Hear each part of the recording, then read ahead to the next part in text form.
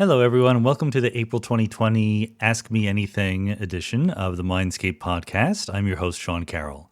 Strange days, of course, where we're all worried about the spread of the coronavirus, COVID-19 pandemic across the world, under lockdown or some version of quarantine or something like that. As I've said before, Jennifer, my wife, and I are much better equipped to deal with something like this than many people. Our jobs involve working from home. We have a nice home. We have relatively stable and predictable income and so forth. So we're doing okay. We like being at home also compared to, most people, although it would be really nice to be able to go outside, see friends, things like that. But anyway, I do hope everyone out there in listening land, podcast land, Patreon supporter land is doing well under these circumstances. I know it's not easy. I know there's lots of resources out there for people to look at, to try to deal with the effects of the lockdown and the pandemic, whether it's the medical effects or also the psychological effects. You know, the psychological effects are very real, and you should go to great lengths to take care of yourself in situations like this. Someone like me, for example, has a lot of time to do work. I do, in fact, spend a lot of time now doing quote-unquote work, but that's not making me very productive, to be honest. It's just too easy to get distracted worrying about the state of the world and so forth. And in some sense, that's okay. That's just something to be expected, but you have to manage it. You have to figure out ways to get through. One way to get through is to listen to good podcasts and ask questions and answer them. So let's do that. Let's go.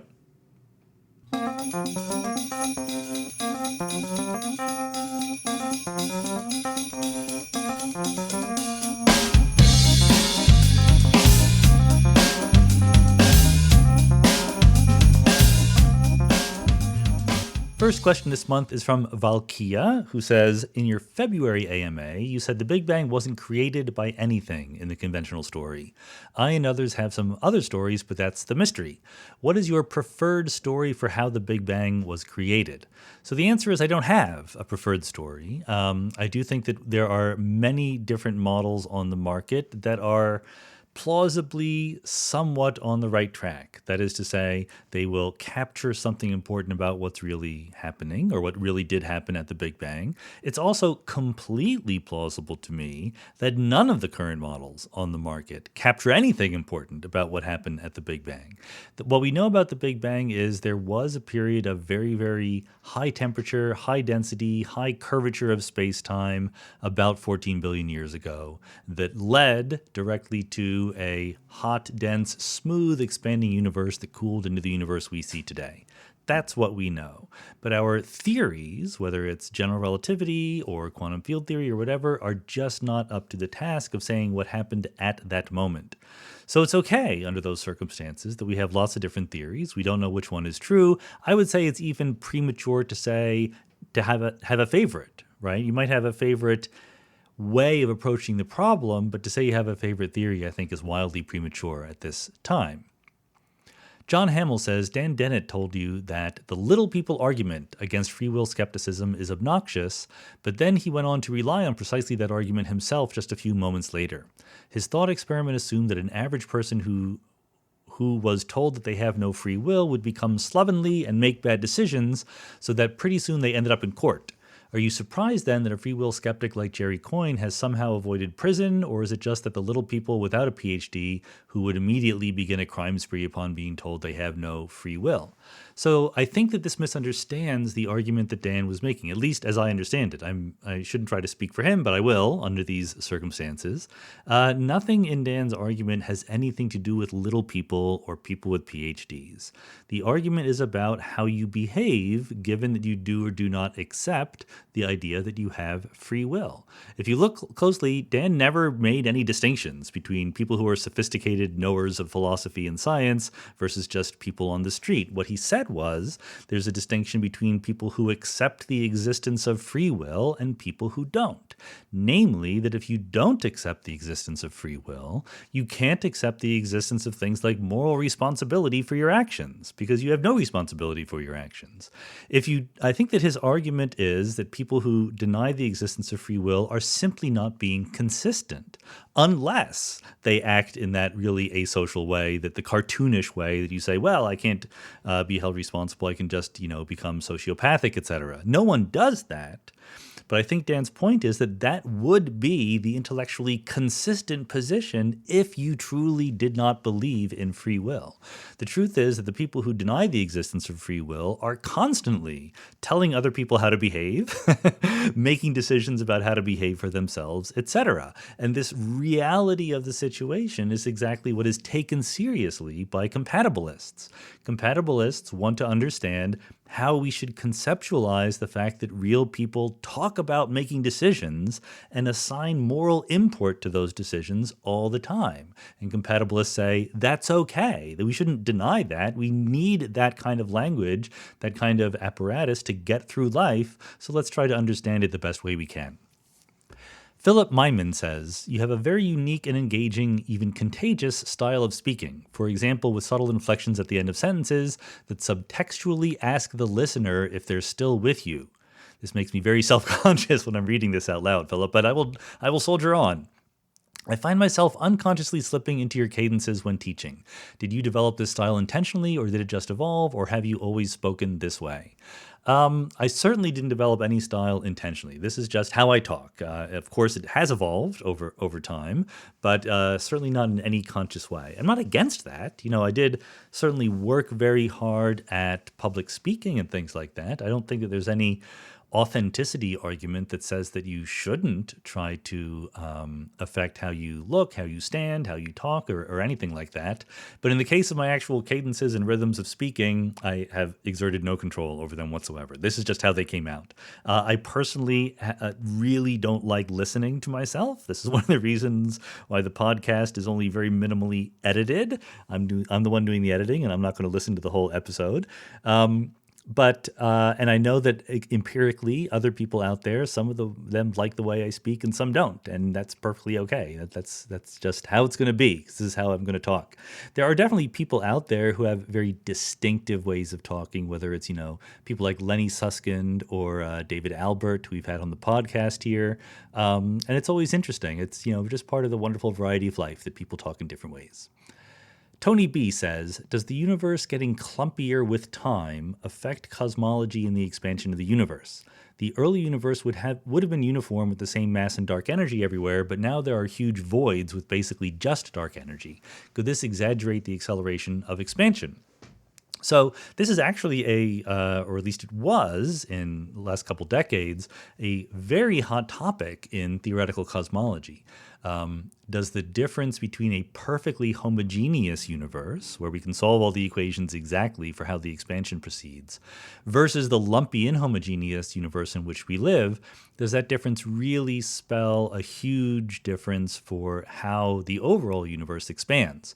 There were a group of people who claimed that there was a way of analyzing it which said that the inhomogeneities in the universe did in fact mimic cosmic acceleration.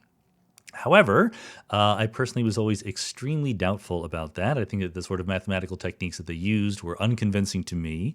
And I believe, although maybe you should check for yourself, but I believe the current consensus is it just does not work that way. I mean, one way of thinking about this is to think of an effective field theory of large-scale structure. That is something that I've written a paper about. And there you see that the overall expansion rate is more or less unaffected by inhomogeneities. So here's one way of thinking about it. In some large region of space, the total amount of mass and energy is the same, whether it's homogeneously or inhomogeneously distributed. What's different is that there's a gravitational field, right? Inhomogeneities change the gravitational field in an interesting way.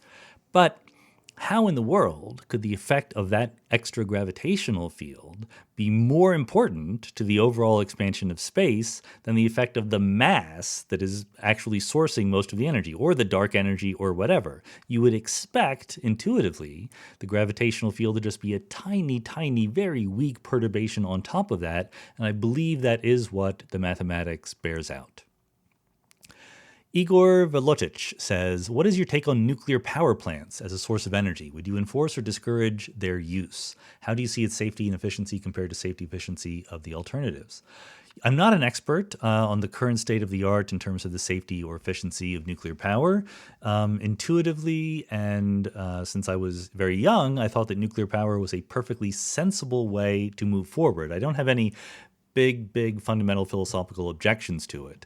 I don't think it's the best way long term to do power here on Earth. I think that ultimately we want a completely renewable energy source pipeline as much as we can, whether it's solar or geothermal or whatever. Now, cosmically speaking, nothing is completely renewable. The Earth will cease to exist in 5 billion years or whatever, but still, billions of years as the timescale works for me, and nuclear power is not a renewable resource in quite that way. There are absolutely issues with the storage of nuclear waste and so forth. I talked a little bit with Martin Rees about that on the podcast, but I think I agree with his take that in the medium term, as a bridge to long-term truly renewable power, nuclear power seems to make sense. On the other hand, my credences are not that set in stone. If someone really understands the dangers and convinces me otherwise, I will change my mind. Charles Hertz says, I'm baffled by something I read in Brian Greene's newest book, Until the End of Time. On page 306, he says, light emitted from a distant location is visible to our telescopes only if there has been ample time for it to have traversed the space between us. We can calculate that. It's about 45 billion light years. So assuming space is infinite, you can picture it as a patchwork of widely separated 90 billion light year regions. I just don't get it. If there's a guy in a galaxy 10 billion light years north of me, can't he theoretically see 10 billion light years farther in that direction than I can, 10 billion light years less far in the opposite direction? How can there be separate independent regions since his region and mine are different but overlap substantially? So I think you're both right, but you're just emphasizing slightly different things. What Brian says is you can picture it as a patchwork of widely separated regions, more or less evolving independently. But you are also correct that division into patchwork is by no means set in stone. Different ways of dividing it up will give you different answers. It's not as if there literally are boundaries around us, 45 billion light years in every direction.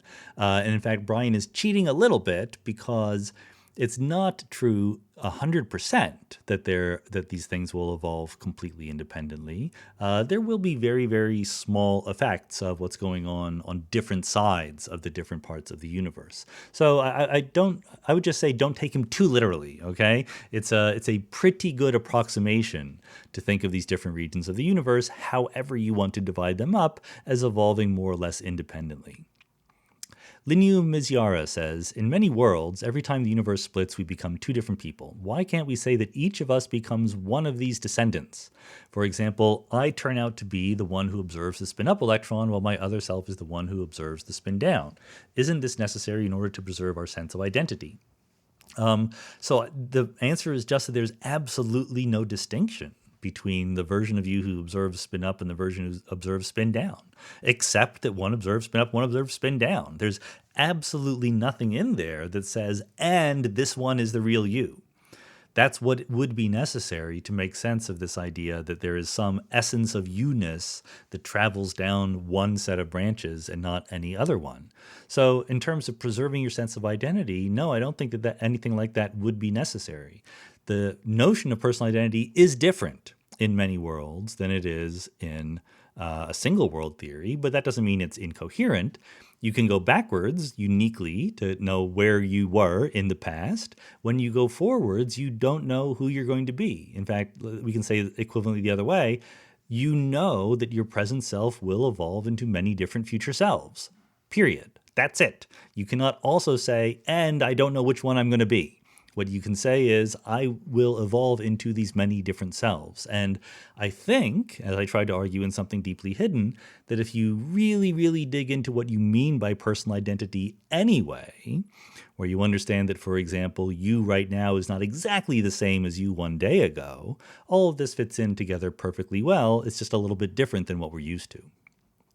Martin Dushek says, how does the many worlds hypothesis affect the simulation hypothesis? Wouldn't a Hilbert space of worlds reduce the probability of living inside a simulation?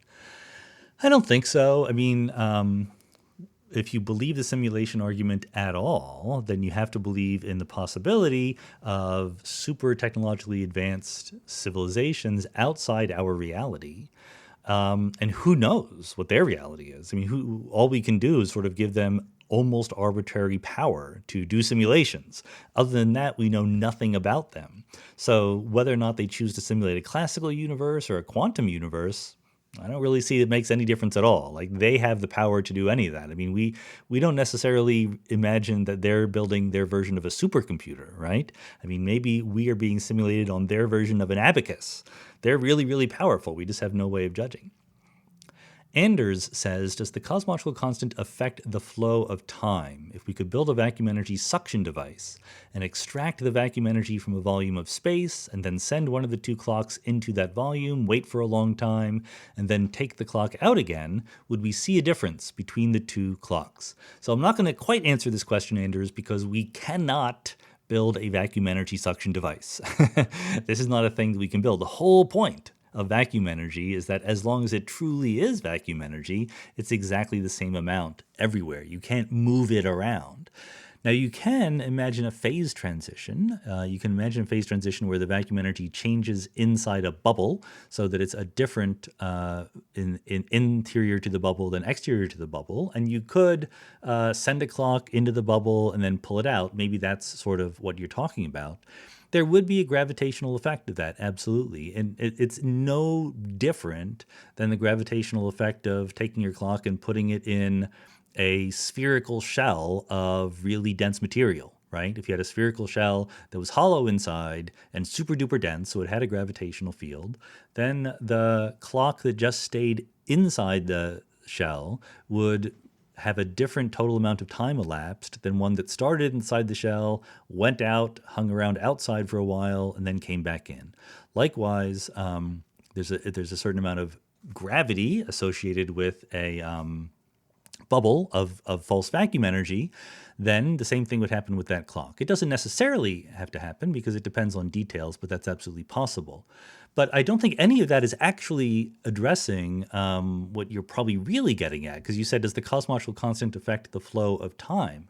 The point is, any form of energy which is completely homogeneous, right, which is the same everywhere, can be solved in Einstein's equations for general relativity by a metric, by a space-time curvature, where time is unaffected, okay, where everyone has the same notion of proper time. Everyone has a notion of what the clocks read to them if they are stationary with respect to the rest frame of this energy. So clocks still tick at 1 second per second, whether or not there's a cosmological constant in our universe. Charlie McLaughlin says, what kinds of experiments could be constructed and implemented to prove many worlds? So there are none, because there are no experiments constructed and implemented to prove any scientific theory. This, of course, requires a footnote because scientists and mathematicians use the word proof in a slightly different way than other people do. You know, like people on the street, if you said, well, prove that you purchased this from our store, they would show you a receipt and go, here's my proof, okay? But scientists and mathematicians, logicians, philosophers have a higher standard. They really want the word proof to be like a mathematical or logical demonstration, something with literally no possible loopholes. A receipt can be faked, right? A scientist would say that a receipt is evidence for the fact that you bought something at that store, but it's not a proof. So if we change your question to say what kind of experiments could be constructed and implement to provide evidence for many worlds, there are millions, and they've been done. The whole idea of many worlds is that there is nothing but a wave function, and that wave function obeys the Schrodinger equation. So every experiment that says there's a wave function and the wave function obeys the Schrodinger equation is evidence for many worlds. What you really probably want is to know, can there be evidence against many worlds, given that quantum mechanics basically is okay? And the answer to that is also yes. Just do an experiment where the wave function does not obey the Schrodinger equation. This is an absolutely possible thing. Roger Penrose thinks that the wave function does not obey the Schrodinger equation when it describes pieces of the universe where the gravitational field is different in them. He thinks that that causes an objective sudden collapse of the wave function, and experiments are ongoing to look for exactly that, which would falsify the many worlds theory. Justin Bailey says, how do black holes have spin and charge when they're really a region of space rather than an object with solid properties? Well, because regions of space can have spin and charge. This is a feature of general relativity. Remember, once you go not only to general relativity, but to modern physics more generally, fields are the things that the universe is made of. The universe is not made of particles. So if you see an electron with an electric charge and spin, you have no problem with that. Remember that the electron is really a quantized excitation of the electron field.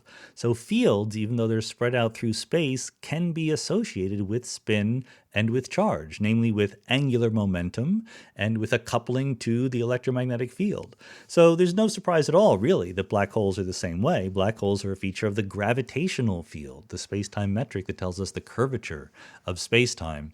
And it just makes perfect mathematical sense to associate a region of space-time with a total amount of both charge and spin, as well as mass for that region, for that matter. Dylan Padilla says, I've been reading What is Real by Adam Becker, former Mindscape guest, and I find it crazy how generations of physicists before you viewed and treated some of those who were interested in the foundations of quantum mechanics. Do you see your generation as more accepting of a more bottom-up approach to doing physics? I'm always very skeptical of generalizing when it comes to generations. I think that there were always people who were interested in the foundations of quantum mechanics. I do think that there are still such people today. It's plausible to me that the tide is changing, and amongst the majority of physicists, they're becoming a little bit more open to investigations in quantum foundations. Now, this is very, very vague and hedgy for intentional reasons, because I don't know how to quantify this. I've never done a survey that is scientific in any way, but given the advances of technology with what quantum mechanics can do, quantum computers, but also manipulations of quantum matter and so forth, digging into the foundations of quantum mechanics just seems like a more sensible thing to do than it ever did before. So people are becoming a little bit more open to it. I don't want to give my generation special credit or anything like that, but I do like to think that things might be changing. Dan Inch says, do you have any plans to do another podcast on quantum mechanics with David Albert? Your conversation in March 2019 is one of my favorites, but by the end, you both sounded as though you needed time to reflect. What we actually needed time to do was just to go, because David had an appointment he had to go to. We ended up talking a long time. But, as of right now, I do not have any plans to repeat any guests on Mindscape. David's one of my favorite people and best thinkers that I know, so he'd be a great person to have on again. But I know lots of people who would be great to have on again, talking about similar things. I've been intentionally staying away from quantum mechanics for the last few months because we overdosed on that a little bit, but quantum mechanics will eventually return. But there's a lot of people to talk to, and I don't want to sort of just be retreads of similar conversations over and over again. Having said that, if we do start having repeats, David would be one of the best people to have. Wes Clyburn says, I'm curious about the current state of M-theory and the best current explanations for the weakness of gravity. So those are two slightly different questions. Wes is trying to sneak in there. I'll give short answers to both of them. I'm not really sure how to characterize the current state of M-theory. M-theory is not even a well-defined thing. It's sometimes used as a superset of string theory, right? Like string theory evolved into M-theory. Sometimes M-theory is used as a subset of string theory, that there's a particular limit of string theory where things look like 11-dimensional supergravity, and that's the M-theory limit. Probably more often it's used in the former sense, that M-theory is the theory whose limits include 11-dimensional string theory as well as various different superstring theory, 11-dimensional supergravity plus various different string theories. But the state of it is, I haven't been following it, to be honest. I used to follow it better, but in the last 10 years that I've been at Caltech, I haven't followed along very well. And also I think that the people who are technically string theorists, their interests have changed. I've had, I guess, 3 legitimate card-carrying string theorists on the podcast. We had Leonard Susskind, we had Clifford Johnson, we had Brian Greene. None of them quite wants to say, I am a string theorist, right? They want to say, well, I'm a theoretical physicist, I'm a quantum field theorist, an M theorist, or whatever, which tells you something, okay? And many of these people right now are doing things that are inspired by discoveries in M theory or string theory, but they're not actually technically M theory or string theory. They're calculations done in gravity, quantum gravity, tensor networks, ADS CFT, etc. So I worry that a lot of people working in that field as a whole have lost touch with the goal to eventually contact with data and explain the universe that we see. I never worried that it was hard to make contact with data. Like, that's okay. That's fine. That's sometimes things are just hard. That doesn't make them not worth doing. But I do worry if you just don't even try. And that's what I worry is happening. Okay, current explanations for the weakness of gravity. There is something called the weak gravity conjecture, which is probably what you're referring to. Again, I don't have anything deep to say about it. It's not a proven thing. It's the kind of thing that if you make certain assumptions, then you can prove it. And the conjecture states that, roughly speaking, among two objects that are charged under some non-gravitational force, gravity will always be weaker than that non-gravitational force. So it's more sophisticated than that, but that's the basic idea. So, that's a good thing to investigate. Maybe it tells us something deep, but I'm not really an expert. Dave Stern says, on page 172 of Something Deeply Hidden, you have the example of a bowling ball that becomes two bowling balls when the wave function branches. The energy contribution of the two child bowling balls equals the energy contribution of the parent bowling ball. Could this lead to observations that would be evidence for the many worlds hypothesis? So I don't think so, to be honest. I've already given my feelings about experiment in many worlds. Namely, you can try to falsify it, but you can't try to prove it, okay? We already have overwhelming evidence for the two main claims that many worlds says are true. The thing that we should be looking for is evidence for claims that it's not true, and people are doing that. Now, when it comes to the two bowling balls with different energies, I do think there's an interesting thing to be said about quantum mechanics. I'm currently trying to finish up a paper where I say that here's an experimental situation where you can observe energy not being conserved in quantum mechanics. My student at Caltech, Jackie Laudman, and I are writing a paper pointing that out. It's something that has sort of been vaguely gestured toward in other papers before, but more with, sort of reluctance than enthusiasm. And we're saying, look, here's an experiment you can actually do to see energy not being conserved on our branch of the wave function. So maybe that's something that will be feasible. Our proposed experiment is not quite feasible, but maybe it'll lead some better experimenters to propose something that is feasible. George Winters says, my question is about conservation of energy and other basic principles in relation to many worlds. If such principles apply, am I correct to understand that all of these divergent trajectories have to happen in already existing universes? Otherwise, there would be constantly occurring cases of sudden energy, momentum, mass, etc. So no, I don't think that's quite the way to think about it. The energy in the global wave function of the universe is just conserved in many worlds. Full stop. Perfectly obvious mathematical conclusion from the formalism. Many worlds says there's a wave function, it obeys the Schrodinger equation, there's a formula for the energy, there's a formula for the evolution, and the energy is constant. Done. But the dividing of that wave function into many semi-classical branches might have the feature that observers don't see energy being conserved, as I just said. But having said that, the way that we divide up the branches into the wave function into many branches has a certain subjective character. So you don't need to, but you can imagine that all of the branching already happened. In other words, there never was one branch that divided into many. There were always many branches, but just all of those branches looked exactly the same. And then they became different looking as time goes on. I don't like that way of talking about it. It doesn't help me. It doesn't really solve any problems. But for some people, it seems to be, very reassuring to know that they can think of it that way. And in that case, go ahead, think of it that way. Judith Marsh says, if physicists and educators taught that the Earth was in motion in the classroom, but ontologically didn't accept it, nobody would believe that the Earth really moves. If we weren't socialized to suspend our common sense disbelief about a moving Earth, we wouldn't believe that it does. It's been over 100 years since Minkowski's Space and Time lecture. Why hasn't humanity made the ontological paradigm shift to static time like it did for a dynamic Earth? I don't know. I think a lot of it is just that the arguments that, well, so there's a couple things here. Number one, I have no idea what is meant by the phrase static time. It's used again in another question, in just a couple questions from now. Static time seems to be a contradiction in terms to me.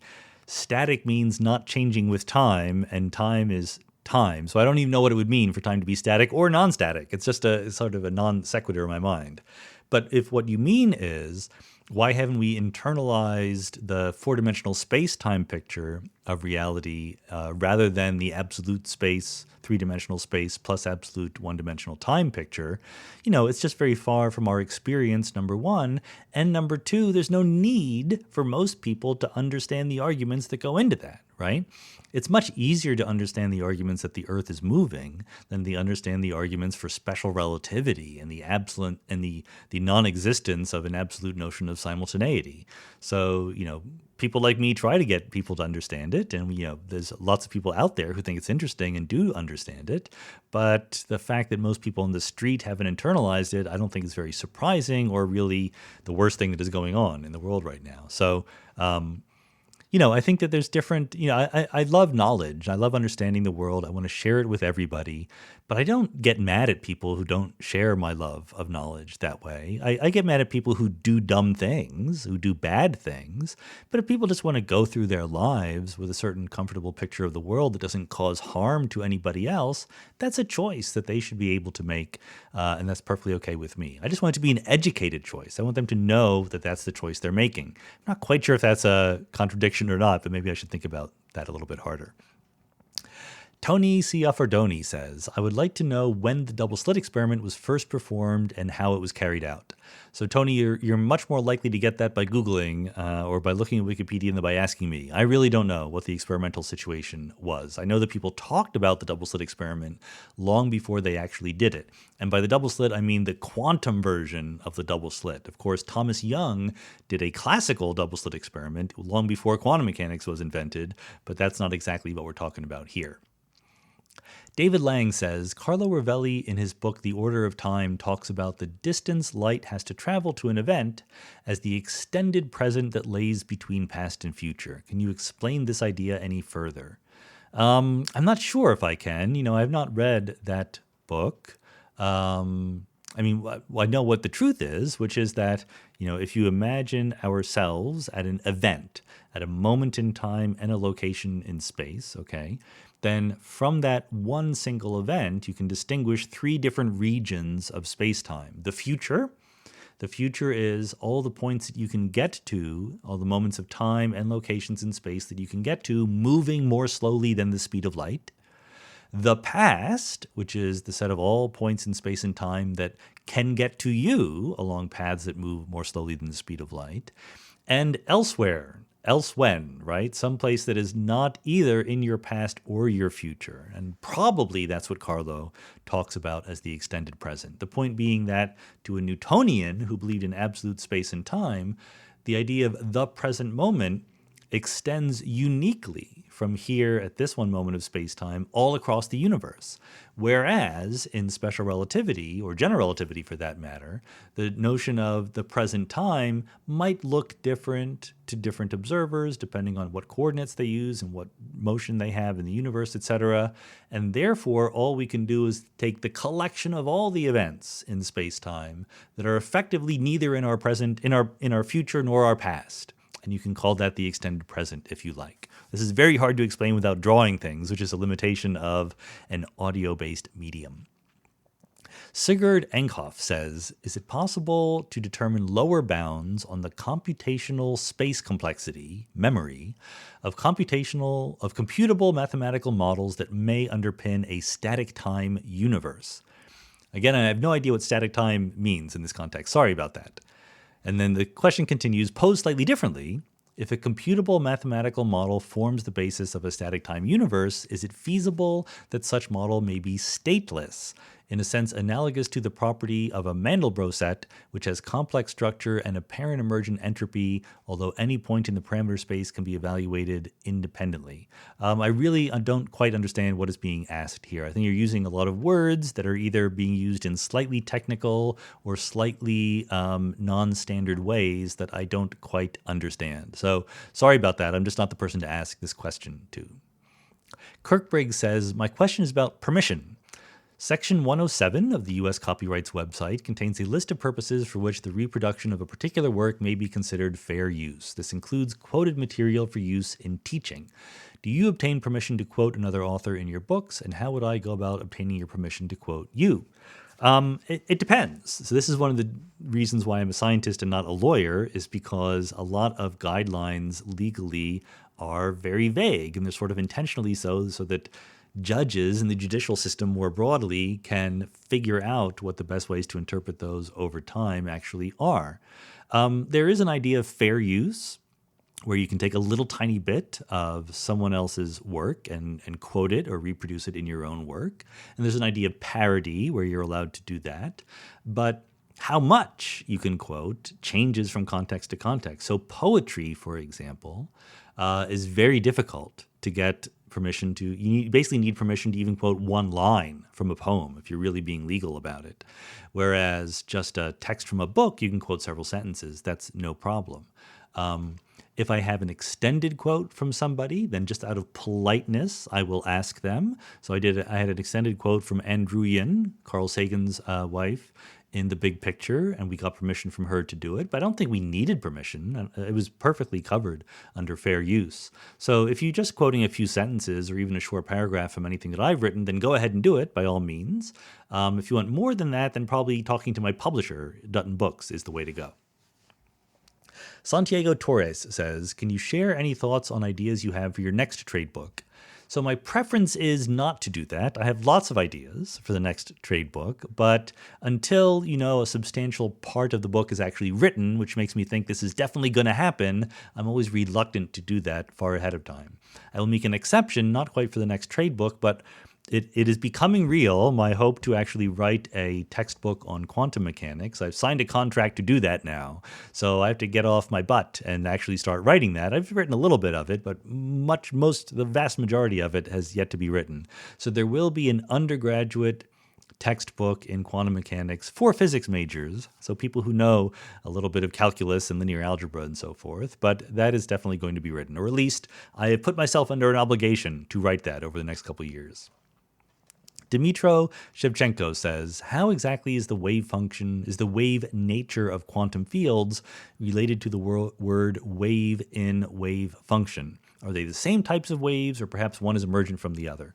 Neither one. They're not the same type of waves, and one is not emergent from the other. The quantum fields are quantized versions of classical fields. So fields are wavy already to start, okay? That's what a field is. A field is something that has a definite value at every single location in space and time. So if it's oscillating up and down, that's what you call a wave. The difference between a wave function and a classical wave like that is that the classical waves, there's several differences. One is just that every different kind of field has its own field, okay? There's an electric field, a magnetic field, the electron field, the gravitational field, and these are all completely separate from each other in principle. Whereas the wave function is a feature of the whole universe all at once. The wave function quantum mechanics, it's just a bad name because when they started inventing quantum mechanics and they were thinking about one particle, which just had a position, then the wave function of a single particle looks a lot like a classical wave, right? It's just a number, a complex number, but still just a number at every point in space. But once you go beyond one particle, once you go to like two particles, you don't have two different waves for the two particles. You have a single wave function that assigns a complex number to every possible pair of places they could be, every possible values for where one particle could be and where another particle could be. And for the universe as a whole, you assign a complex number to every configuration of the stuff in the universe. So it's a very different kind of thing than a classical wave or even a quantum field wave, which just comes from starting with that classical wave and quantizing it. It's just the word wave is used because they're functions. That's nothing more deep than that. Frank Cockritz says, understanding that you have concerns with eternal inflation theory, given your statement that you assign a 50% probability to its validity, do you believe that a non-metaphysics argument can one day be made for its existence? So I'm not sure what the phrase non-metaphysics is doing there. I don't think there are any metaphysics arguments for or against a specific physical theory like eternal inflation. So I'm going to stick to physics arguments, if that's okay. And again, I think that there's absolutely physics arguments that can be used to provide evidence. You know, you don't prove scientific theories, you provide evidence for them. So inflation makes predictions, whether it's eternal inflation or not. The kinds of predictions it makes are kind of probabilistic. Inflation is not a certain specific, absolutely ironclad theory. It's a paradigm into which many different theories can fit. So it's very often the case that any particular kind of prediction that inflation might want to make, such as the existence of gravitational waves generated by the inflationary period in the early universe, if you try hard enough, you can wriggle out of that prediction while inflation is still actually true. To me, that's not a problem with inflation. That's just a bad luck for human beings. You know, no one ever promised you a rose garden. No one ever said it would be easy to figure out what the universe is actually doing. But if we do what we're doing right now, which is making all the observations we can, looking for gravitational waves, and there's also specific higher order statistical features of large-scale structure in the universe, etc., that one would expect in specific inflationary models, then I think absolutely all that would count as evidence for inflation, and the absence for it would decrease the credence that you have that inflation is right. Jacob Grosch says, I was watching videos from your Moving Naturalism Forward conference and was surprised by the amount of disagreement among the speakers. Were you also surprised by how heterogeneous the views were among your contemporaries? What do you believe were the important takeaways from the conference? So I'm not really surprised by disagreement, because why in the world would you have a conference where you sat around and agreed with each other all the time, right? There's enormous amounts of agreement in the room, but of course we didn't talk about that. So the whole point was to get people in the room who already agreed on crucially important questions about naturalism, right? There were no supernaturalists in the room. There were no non-physicalists in the room, as far as I know. People basically believe the universe is natural, it obeys the laws of nature, there's nothing outside. These are huge questions about which we have consensus in the room. So no one was making arguments on the basis for objective morality, on the basis of God's command or anything like that. But you don't just want to say that over and over again. You want to go to the parts where you disagree and talk about that. So that is the whole point of that workshop in my mind. That's why it's not called Celebrating Naturalism. It was called Moving Naturalism Forward, because I get tired of the arguments between naturalists and theists, and I want to have naturalists appreciate the fact that there's a whole bunch of questions to which we don't know the answer, to which we as naturalists have not agreed on how to think about these questions, like free will and consciousness and morality. So that was the whole point. So, I mean, I would have been very, very, very disappointed if we had had a workshop there and everyone had agreed with each other. That would have been very much against the purpose. Stefan Benneger says, the Schrodinger equation is mathematically close to the diffusion equation. Is there a way to understand this relationship in the many worlds interpretation? So I'm sorry, Stefan, but I just don't know a lot about this purported relation. I've no doubt that it's real. If you go into the question in the Patreon account, you can see a link that Stefan has provided to a paper that makes the mathematical relationship to the Schrodinger equation and the diffusion equation clear. But when you're asking the question, is there a way to understand this relationship in the many worlds interpretation, I would be very skeptical that many worlds specifically has anything to say about this. Because many worlds says that the Schrodinger equation is true, but so does every other version of quantum mechanics usually, right? Every version of quantum mechanics says the wave function usually obeys the Schrodinger equation. Sometimes it gets violated. Many worlds says it never gets violated. So I don't think that there's any special insight into why the mathematical structure of the Schrodinger equation is close to any other specific equation that you would get from many worlds versus anywhere else. I could be wrong because I don't understand a lot about this particular claim. Hector Mata says, I've noticed you mentioned David Deutsch's The Fabric of Reality in your further reading for the big picture. However, I also noticed you don't mention the beginning of infinity, which overlaps a lot on its subject matter with the big picture. Deutsch argues against induction and rejects Bayesian reasoning as an extension of induction. I really like Bayesian thinking, but it's really hard to argue against Deutsch. So the question is, can you help me? I don't understand David Deutsch's rejection of Bayesian reasoning, to be honest. I'm not super duper familiar with it. I've read a little bit about what he says, and I just don't get it. I apologize for that. I don't think that Bayesian reasoning is an extension of induction in any way, right? It's a way of getting more information and updating your credences. I mean, of course, you have to be careful here. There's Bayes' theorem, which everyone agrees is a theorem of the probability calculus, okay, Deutsch and everyone else. The idea of Bayesian reasoning as a way to learn more about the world is just saying that these particular rules of probability reasoning are the best way to understand our empirical world. To me, this is just obviously true, so I disagree with Deutsch about this, apparently so much so that I have trouble understanding even what his objection is. Sorry about that. Paul Hess says, if we view complexity in the universe as something which starts low, then increases, then decreases, where on that curve do we seem to be based on the observable universe? That's very hard to say, of course, because our ability to quantify complexity is pretty meager right now.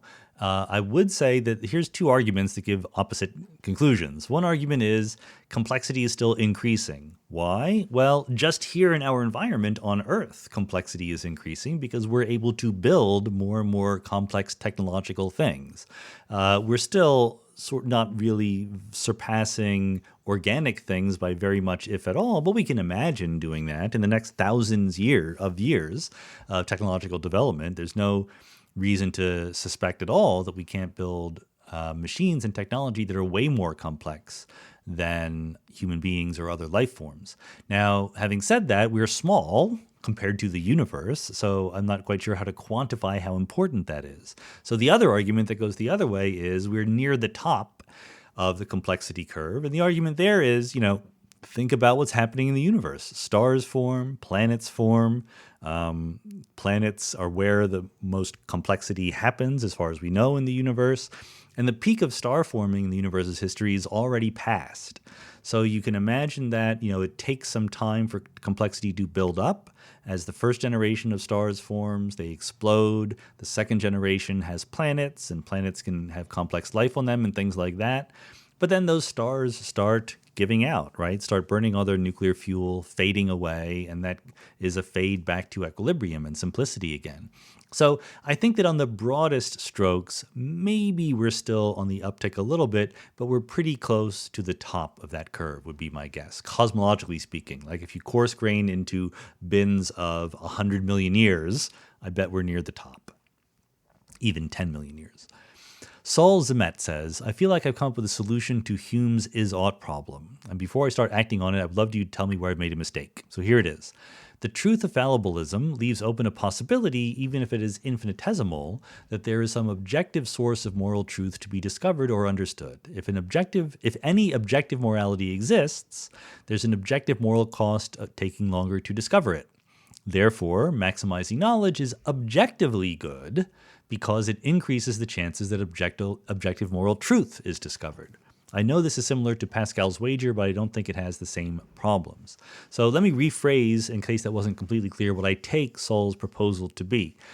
People like me think that there's no objective morality, that there's no way to go from the reality that is objective of what the universe is doing, which is just a bunch of stuff going on according to the laws of physics, not really caring about right and wrong, to prescriptive, normative statements about good and bad. That's just a logical impossibility as far as I can tell.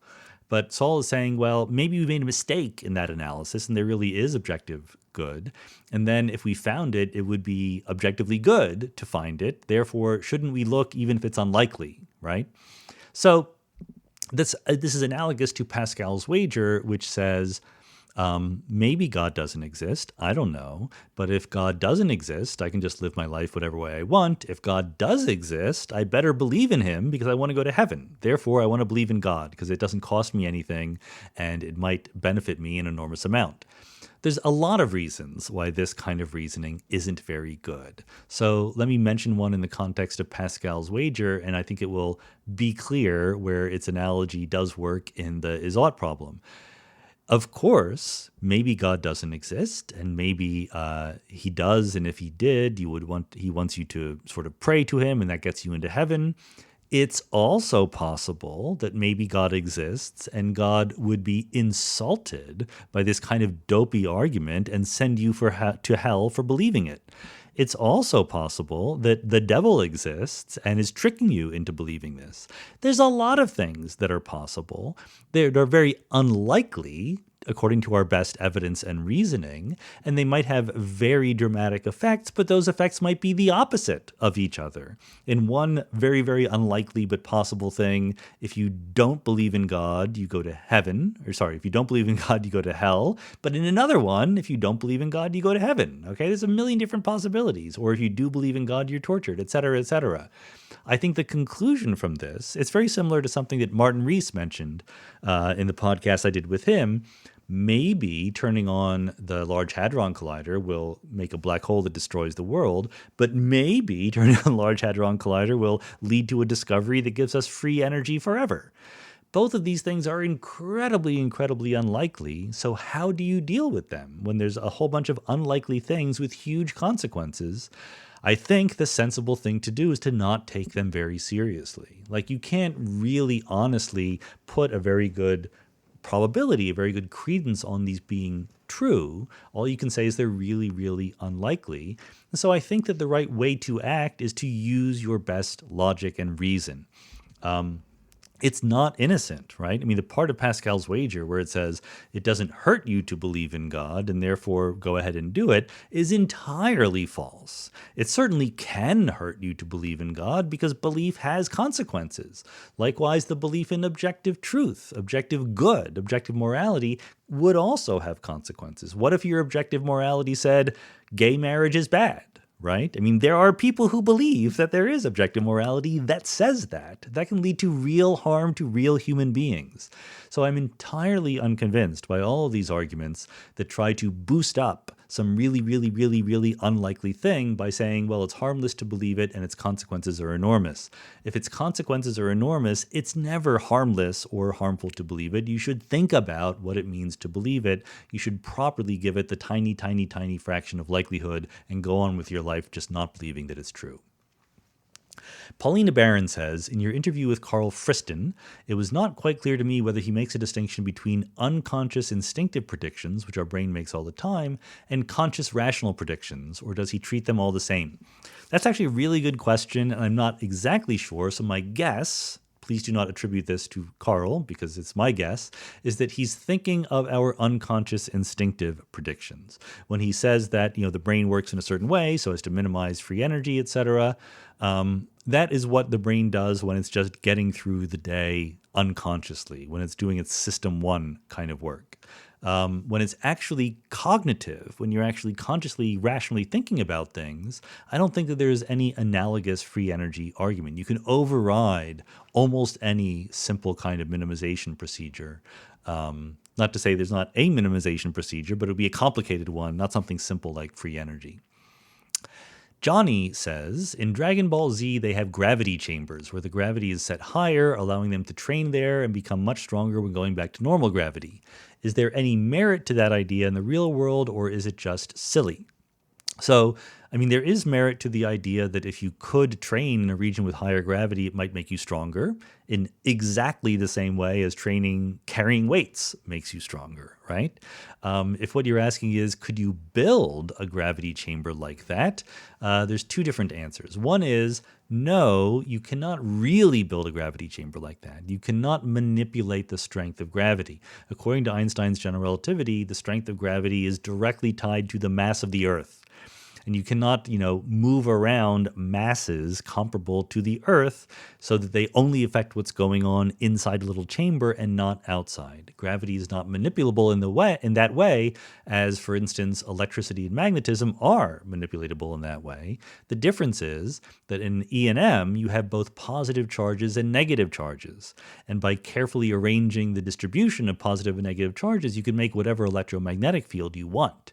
In gravity, you only have positive charges. Every particle in the universe creates more gravity. So all you can do is increase the amount of gravity by bringing more stuff together. Now, having said that, you could mimic it in a centrifuge, right? You could mimic it by taking a room, putting it on a sort of pendulum and swinging it around really fast, because Einstein also says that acceleration and gravity are very related to each other. So just accelerate something and that will be just like having more gravity. An anonymous commenter says, I recall you saying that you learned about the many worlds interpretation before Bell's inequality. That was surprising to me. In popular science land, Bell's inequality is one of the first things you learn about quantum mechanics. Where did you learn about many worlds? When did you decide it was probably right? I don't remember exactly when I first learned about many worlds. I know that I was thinking about it at a scientific level, at least in graduate school. By the time I got to graduate school and was thinking about cosmology, this is circa 1990, and one of the hot topics was Euclidean quantum gravity and Sidney Coleman's idea that you could use wormholes in Euclidean quantum gravity to understand the vanishing of the vacuum energy. And quantum cosmology more generally was a hot topic back in those days, and essentially almost everyone who does quantum cosmology believes in the many worlds interpretation of quantum mechanics. So I went completely along with that. I had no idea that there were any sensible alternatives. I had strong feelings that the usual Copenhagen story made no sense and that many worlds seemed to make sense, but I didn't really appreciate that there were still viable theories of hidden variables or dynamical collapse or anything like that. Ramon Rojas says, I've been reading a bit about Brane cosmology. That's B-R-A-N-E, Brane. A common theme is that no experimental or observational evidence exists for extra dimensions. If we were flatlanders living on a plane, intersecting a 3D object or living on its surface, what sort of experiments could we perform to reveal that the true 3D shape of what we perceive of as a 2D universe? Well, the simplest answer is gravity, okay? I mean, this is one of the great things about gravity is it can't be confined to a two-dimensional brane. So if we really did live in, so let's say, just to get my own talking about this sensible, we live in three-dimensional space, okay? So let's imagine we live in a three-dimensional space embedded in a four-dimensional world. How would you know? Well, and I don't mean four-dimensional space-time, I mean embedded in four-dimensional space. Well, gravity would leak out into that extra fourth dimension of space. That would mean that the Newtonian law of gravity would not be an inverse square law. It would be an inverse cubed law. So the reason why gravity is inverse square is because the gravitational lines of force spread out and dilute as the distance squared, because we live in three-dimensional space. If gravity really escaped into four-dimensional space, it would spread out faster. That's the empirical way that we can do it. And in fact, if you believe that there was an extra dimension or two extra dimensions and they were very small, you could do experiments testing Newton's inverse square law, and people have done that. Most famously, Eric Adelberger and his collaborators in the Etvosh experiment at the University of Washington. To the best of our empirical knowledge, space seems to be three-dimensional all the way down. Simon Carter says, I think he once joked that if GRW, this is a spontaneous collapse theory of quantum mechanics, was proved true, that you would leave physics. But if that does turn out to be right, or some other theory other than many worlds, would you be able to just take it on the chin and move on? Sure, it was just a joke. I would be able to take it on the chin no matter what reality does. And I think that every physicist is like that. Of course, we have preferences, we have beliefs, we have credences, we have our favorite theories.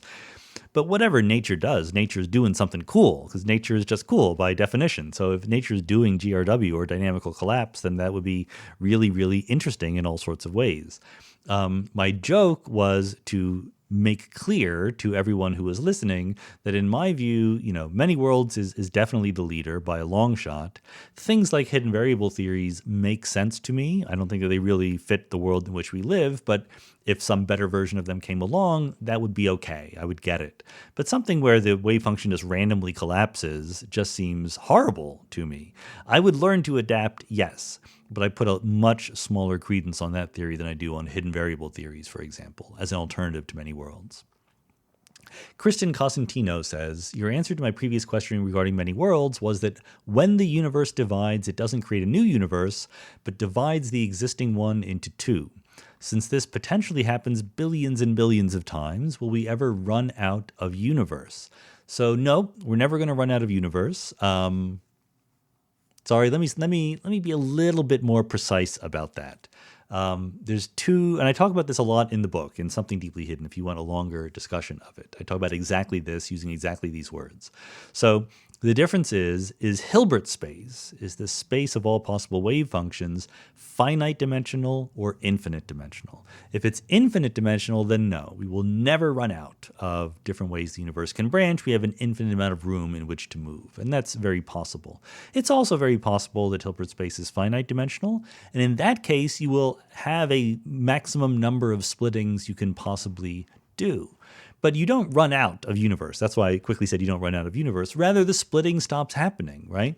In order for branching to happen in the way that we know about it, certain conditions have to be met. The environment, the space of things that we don't keep track of in our quantum wave function has to be much, much larger than the space of the classical things, the classical, approximately classical things that we do keep track of. And that will eventually stop to be true far in the future of the universe once we approach thermal equilibrium. So this approach to effectively running out, in the quantum sense, classically it looks like we're approaching thermal equilibrium, which will eventually happen, right? The stars will burn out, the black holes will evaporate. 10 to the 100 years from now, things are going to look like thermal equilibrium. Branching of the wave function in the usual way we understand it will no longer happen. James O'Sullivan says, in the last AMA, I asked for clarification on the double-slit experiment, why a particle's interaction with the slits doesn't cause decoherence. You said that the double-slit experiment is an idealization and that we need to imagine the states of the particles. Can you elaborate on what is actually done in the lab then?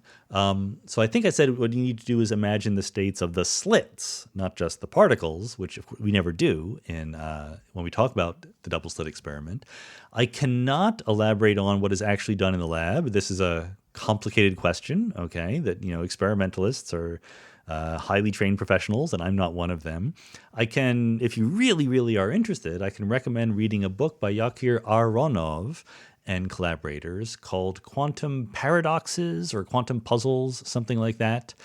Basically, he goes through a long list, chapter by chapter, of these kinds of questions, right? So he talks about the double-slit experiment in great detail, and he does it in a very sensible way. He says, what if you have these slits, but you put the slits on wheels so that when the electron goes through one slit or the other, it can actually nudge the slits back and forth. This is a way that you can actually model the interaction with the slits. Then you can talk about the wave function for that, blah, blah, blah. And of course, it depends on details is the answer, but it's all work-outable, I can assure you that. Mark Girian says, I find it an equally difficult conceptual leap to think of space emerging out of quantum entanglement as time flowing relative to fixed cardinal points instead of left to right. Does understanding the math make the former easier for you to imagine? Can math be a language that makes ideas like this conceivable? I think that different physicists and different mathematicians have different approaches to conceptualizing these difficult ideas. I'm actually more visual than most people. I do try to visualize things, but if you're really doing this math at a deep level, you can't rely on the ability to visualize things. When you say that, there's a Hilbert space that has a dimensionality of 10 to the 10 to the 123, and someone says, well, how do you visualize that? You don't visualize it. You visualize it by imagining it has a dimensionality of 3, and then there's a lot more that you're not seeing. That's really all you can do. It's hideously inadequate to the task. But what you can do, which is implied in your question, is you can trust the math, right? If I understand the math for 2 or 3-dimensional Hilbert spaces, then the extension to Google upon Google dimensional Hilbert spaces should just be a matter of trusting the math. It would be very helpful to be able to visualize these other things, but I can't do it. No one else can do it either. We got to do the best we can do. Zachary Rowland says, have you ever had a serious talk with Lee Smolin? I've been following both of your research and was a believer in Max Tegmark's mathematical universe. However, upon pondering Gödel's theorem, I find it very hard to believe that there can be a mathematical framework in the real universe when we know there are holes in the math we are working with. So I'm not sure what is the relationship of the different parts of your question here. Sure, I've had plenty of serious talks with Lee Smolin. We've been at conferences together. We've talked together a lot about various different things. I really don't, I'm not quite seeing how this relates to the mathematical universe question, but I don't think offhand that Gödel's theorem is an obstacle to Max's mathematical universe idea. Max's idea is that every mathematical structure is real. There's a really existing universe corresponding to every such mathematical structure. Gödel's incompleteness theorem is about provably true statements, namely that any sufficiently powerful formal system will have statements that cannot be proven true, but are true if the formal system is consistent. But I don't think that the provability of statements plays an important role in Max's theory. Maybe it does, and I'm just missing something there. Sandro Stuckey says, you've said earlier that quantum field theories are typically developed by quantizing a classical field theory. So I guess there may be a classical electron field corresponding to that in QED. Does this field show up somewhere in classical electrodynamics? So the answer is it could. There is a classical electron field that you can write down. You can write down the equation for it. The equation is called the Dirac equation. That's what it is. The Dirac equation is precisely the equation obeyed by a non-interacting classical electron field. The problem is, and it's not a huge problem, but it's the reason why you never hear about it, is because the classical field doesn't do a very good job of approximating the real world behavior, right? The classical electromagnetic field is a really good approximation to quantum electrodynamics, whereas the classical electron field is not. And the reason why is because of the Pauli exclusion principle. The exclusion principle says you can't have two particles of the electron form of fermion fields doing exactly the same thing. So that makes classical matter fields, classical fermion fields, just not be a very good approximation to anything. You don't pile up many, many, many electrons doing the same thing to get classical behavior. So instead, when you do classical electrodynamics, you model the electron as a point charge. But even though you know that what it really is a quantum mechanical vibration in the electron field. There's just no overlap between the regime where the classical electron field description would work and the real world. Dmitry Pukashov says, you were talking about how space-time could actually be emergent from the Everett theory. Does this reasoning also apply to quantum field theory? Could it be derived from the evolution of the universal wave function? That's the hope. Absolutely. We absolutely would like it to be the case that someday we will derive not just gravity and space-time, but quantum field theory and the standard model, etc., from entanglement properties and the behavior of the universal wave function. Haven't done that yet. Plenty of work to be done for young prospective graduate students out there. John Reynolds says, we understand that the cosmic microwave background has a temperature. We also understand that this temperature was hotter in the past and will be colder in the future. If it was possible to measure this temperature and its rate of change accurately enough, would this not be the ultimate perfect clock tied directly to the entropy of the universe? So, three things. Number one, it's an okay clock.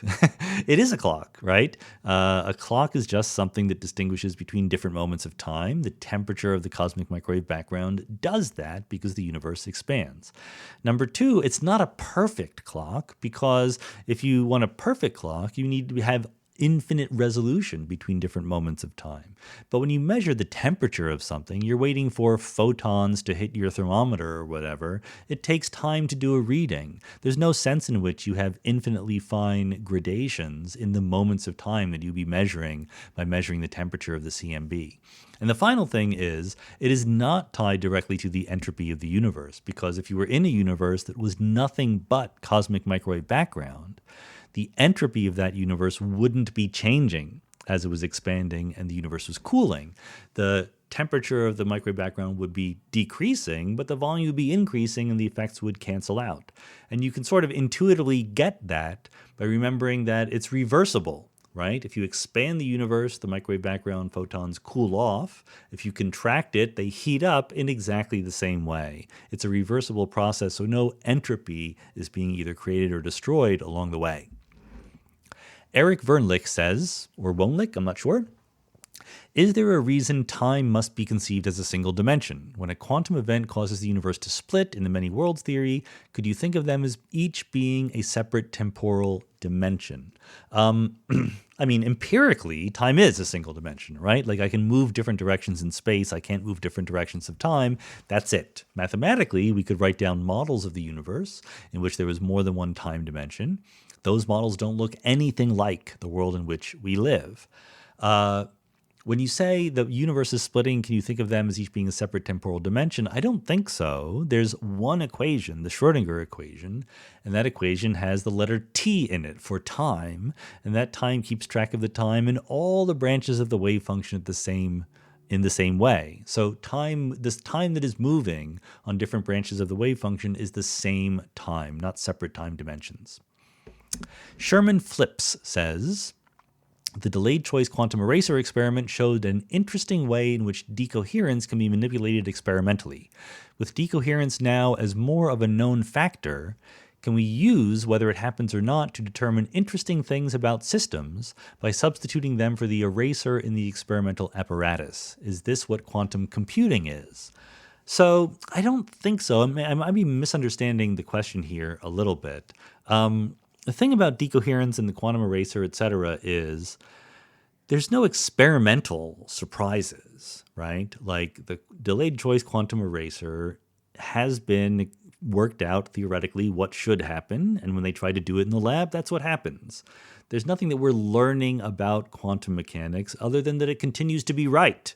It's the same quantum theory that was written down in the 1920s, right? We didn't need to modify quantum mechanics or our understanding of it to take into account decoherence or the delayed choice quantum eraser or whatever. And I don't think that anything would be different if we replaced the eraser with something else. You know, there might not be things we understand about a certain material system, but it's not quantum mechanics we're learning about. As far as quantum computing tries to avoid decoherence as long as possible so that you can keep things in superposition in the process of the quantum computation. But again, you need to learn about matter, about the stuff that is making up your qubits, but you're not learning anything especially novel about the fundamental rules of quantum theory along the way. Adrian Perez says, hey, Sean, you've probably been the biggest influence on my philosophy. Oh, thank you, Adrian.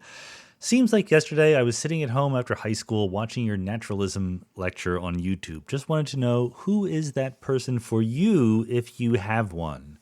I don't think I have one. I built up my philosophical beliefs from all sorts of sources. I didn't discover philosophy as a formal subject until I was in college, until I went to Villanova, and they had requirements. These are back in the days you had lots of core course requirements, so we had to take 3 semesters of philosophy as well as 3 semesters of religious studies, which was quasi-philosophical. And I liked it and liked it and liked it more and learned more about it, but there was never a moment of, one big person or one big philosophy grabbing my attention. I mean, different people's personalities are different. My personality is kind of anti-individual idolizing of anybody for anything other than Julius Erving for playing basketball. Other than that, I think that we should be pluralistic and willing to give up on people as we learn more about them and we learn that they're not who we thought they were, and we should be willing to increase people in our esteem if we learn more things about them that are admirable. Jamie Laurie says, I like the Roger Ebert quote that cinema is a machine for creating empathy. But it made me think listening to podcasts with incredibly smart people is a Dunning-Kruger machine. I love listening to your podcast, but I think I understand quantum mechanics in the way my dog understands English. As a science communicator, is there any technology you can conceive that would really make a difference in bridging the comprehensive gap for the non-technical audience? So yes, that technology is called the book. If you really want to understand this stuff, it's just no way of understanding physics theories without understanding the mathematical basis of them. But that's understandable. It just takes work. It just takes time. There is no royal road to geometry, as Euclid is. I think it was Euclid was supposed to have said to his royal tutee. You have to learn the math. You have to learn the physics. You can learn them through books. You can learn them through online courses. The books are there. The courses are there. It's there for everybody. There's just no shortcut. However, at the same time, I want to say that I'm sure you understand quantum mechanics better than your dog understands English. Your dog understands a little bit of English, right? Some commands, but we can conceptually understand parts of physics even if we don't understand the math. What we can't do is manipulate them. We can't solve the equations and find out what's going to happen in the way that a professional can. Ezra Parzabak says, is a grand unified theory inevitable? Or is it possible that it is a brute fact that the math for QED and the math for gravity will never add up to a grand unified theory? So just so everyone knows, the phrase grand unified theory is a technical term within physics, which does not include gravity. The idea of a grand unified theory is a theory that includes electromagnetism, the weak nuclear force, and the strong nuclear force. This was the big goal in the 1970s and some of the 80s to find such a theory. The idea of putting gravity into it just wasn't there. That seemed too hard. It wasn't until string theory came along and really string theory became popular in the mid-80s, the first superstring revolution, 1984. That's when people began to think that they might honestly be able to include gravity along with all the other forces of nature, and the technical term, as it were, for that is a theory of everything. So I think what you're asking is, is a theory of everything inevitable?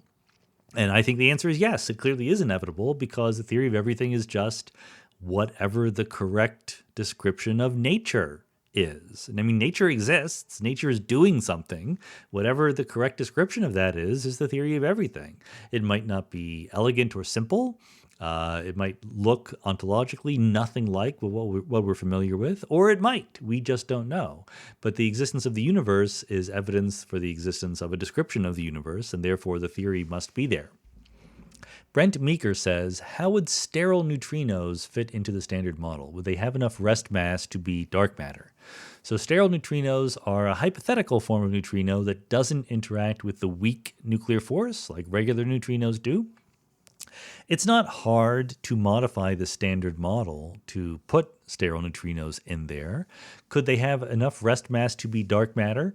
It's not one of the more popular candidates, but I believe, please don't quote me on this, but I believe that you can come up with theories in which sterile neutrinos are the dark matter. Alex Kosenko at UCLA is one of the world's experts in neutrino physics, and he can use neutrinos to explain anything as long as you believe in certain neutrino properties. So I think that there's a wide window open for neutrinos to explain things like dark matter as well as other things.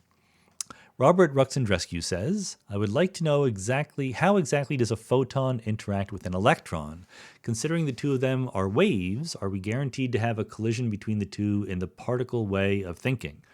Well, I think the point is that the particle way of thinking is not very good if you want to really zoom in on what's happening during an interaction of the photon with the electron.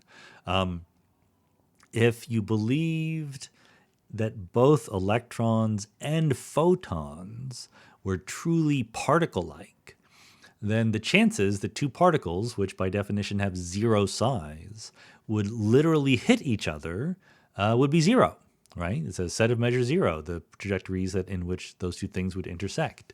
So at the very least, you should not treat the photon as exactly particle-like, right? The photon has a wavelength and things like that. So maybe you can say you could treat the electron as a particle, but really you should just do it right. I mean, neither the electron nor the photon are actually particles. They're vibrations in waves, and they interact when they overlap, and that can be overlapping to a greater or lesser extent, and then there's a greater or lesser probability that you will observe them to scatter off of each other. Thomas Prunty says, a question was asked last week, maybe that means last month, about arriving at home arriving at the same answer by different means in physics. I wonder what part of my subconscious made me say arriving at home. Sorry about that. About arriving at the same answer by different means in physics. This reminded me of a different case, the Einstein A-B coefficients and the rate of spontaneous emission. It was calculated originally by Einstein using thermodynamic arguments and basic quantum mechanics, even though, as I understand it, spontaneous emission relies fundamentally on quantum field theory and was only later calculated from first principles in QED. Are they really two fundamentally different ways of arriving at the same answer, or are they actually the same somehow? I'm going to prevaricate a little bit here because it's been literally decades since I've looked at the calculation of Einstein A-B coefficients in any details. That was when I was taking a quantum course in graduate school.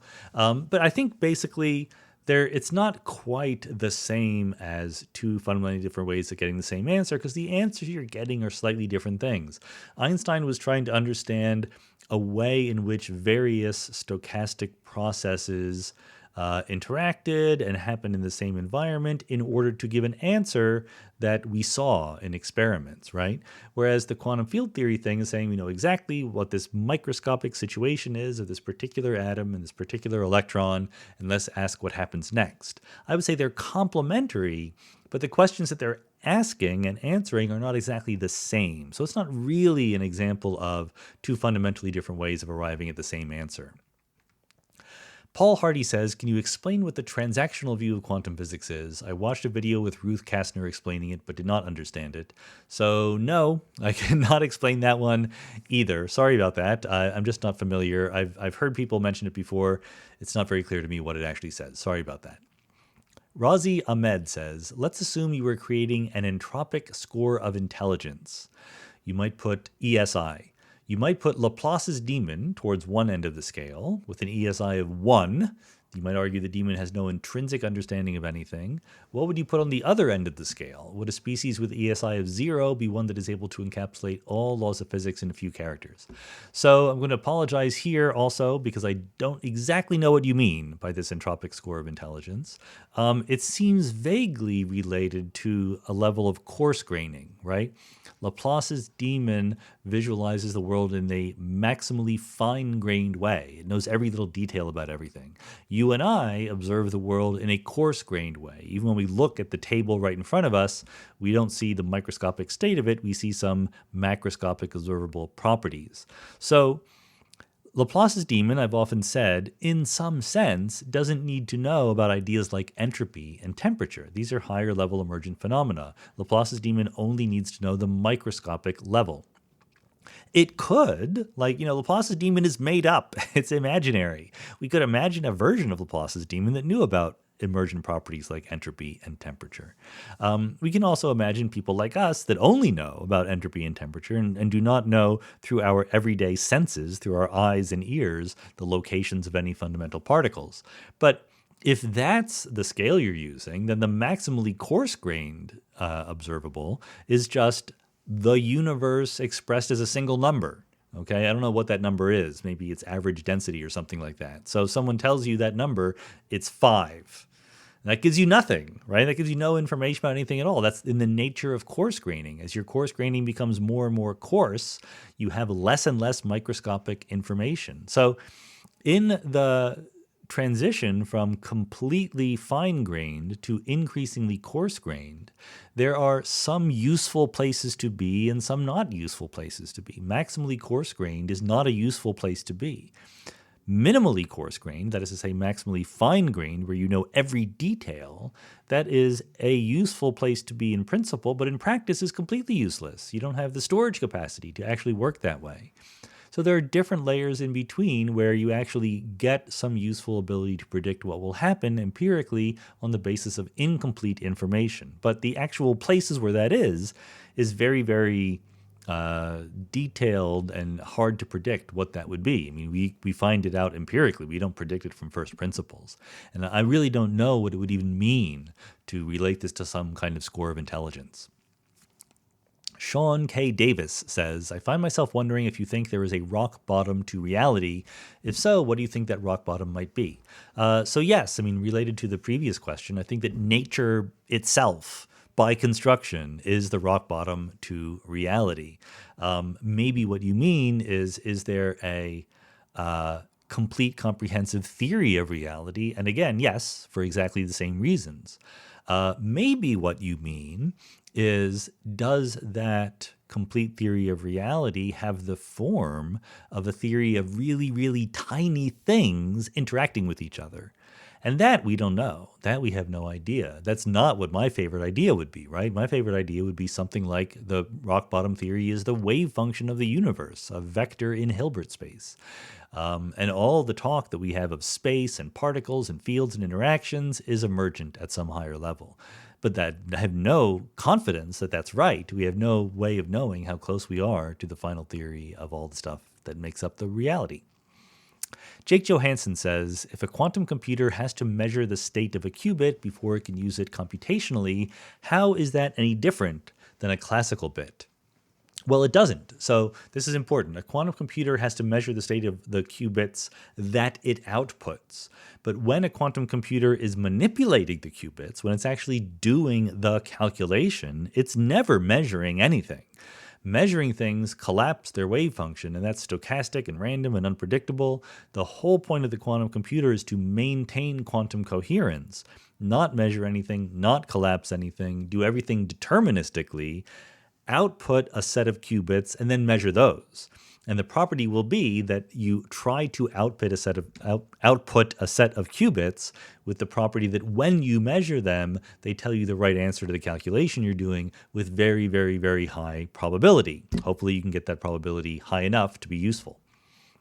Peter Bamber says, if you had to move from fundamental physics to applied physics, what area would you think would attract you and why? So I'm actually working more these days in non-equilibrium statistical mechanics. This is an interest that came out of my interest in entropy and Bayes' theorem and things like that, and also complexity theory. This is a kind of applied physics. I don't know whether or not how you should exactly characterize it, because what we're doing is looking for very robust rules obeyed by complex systems, complex statistical mechanical systems. So it's a kind of fundamental physics, but I think that there's a more traditional definition of fundamental physics where you're looking at elementary particles and fields, not at composite objects like complex systems, okay? So that's what I would do, and in fact, that is what I'm doing to a greater extent than I was before.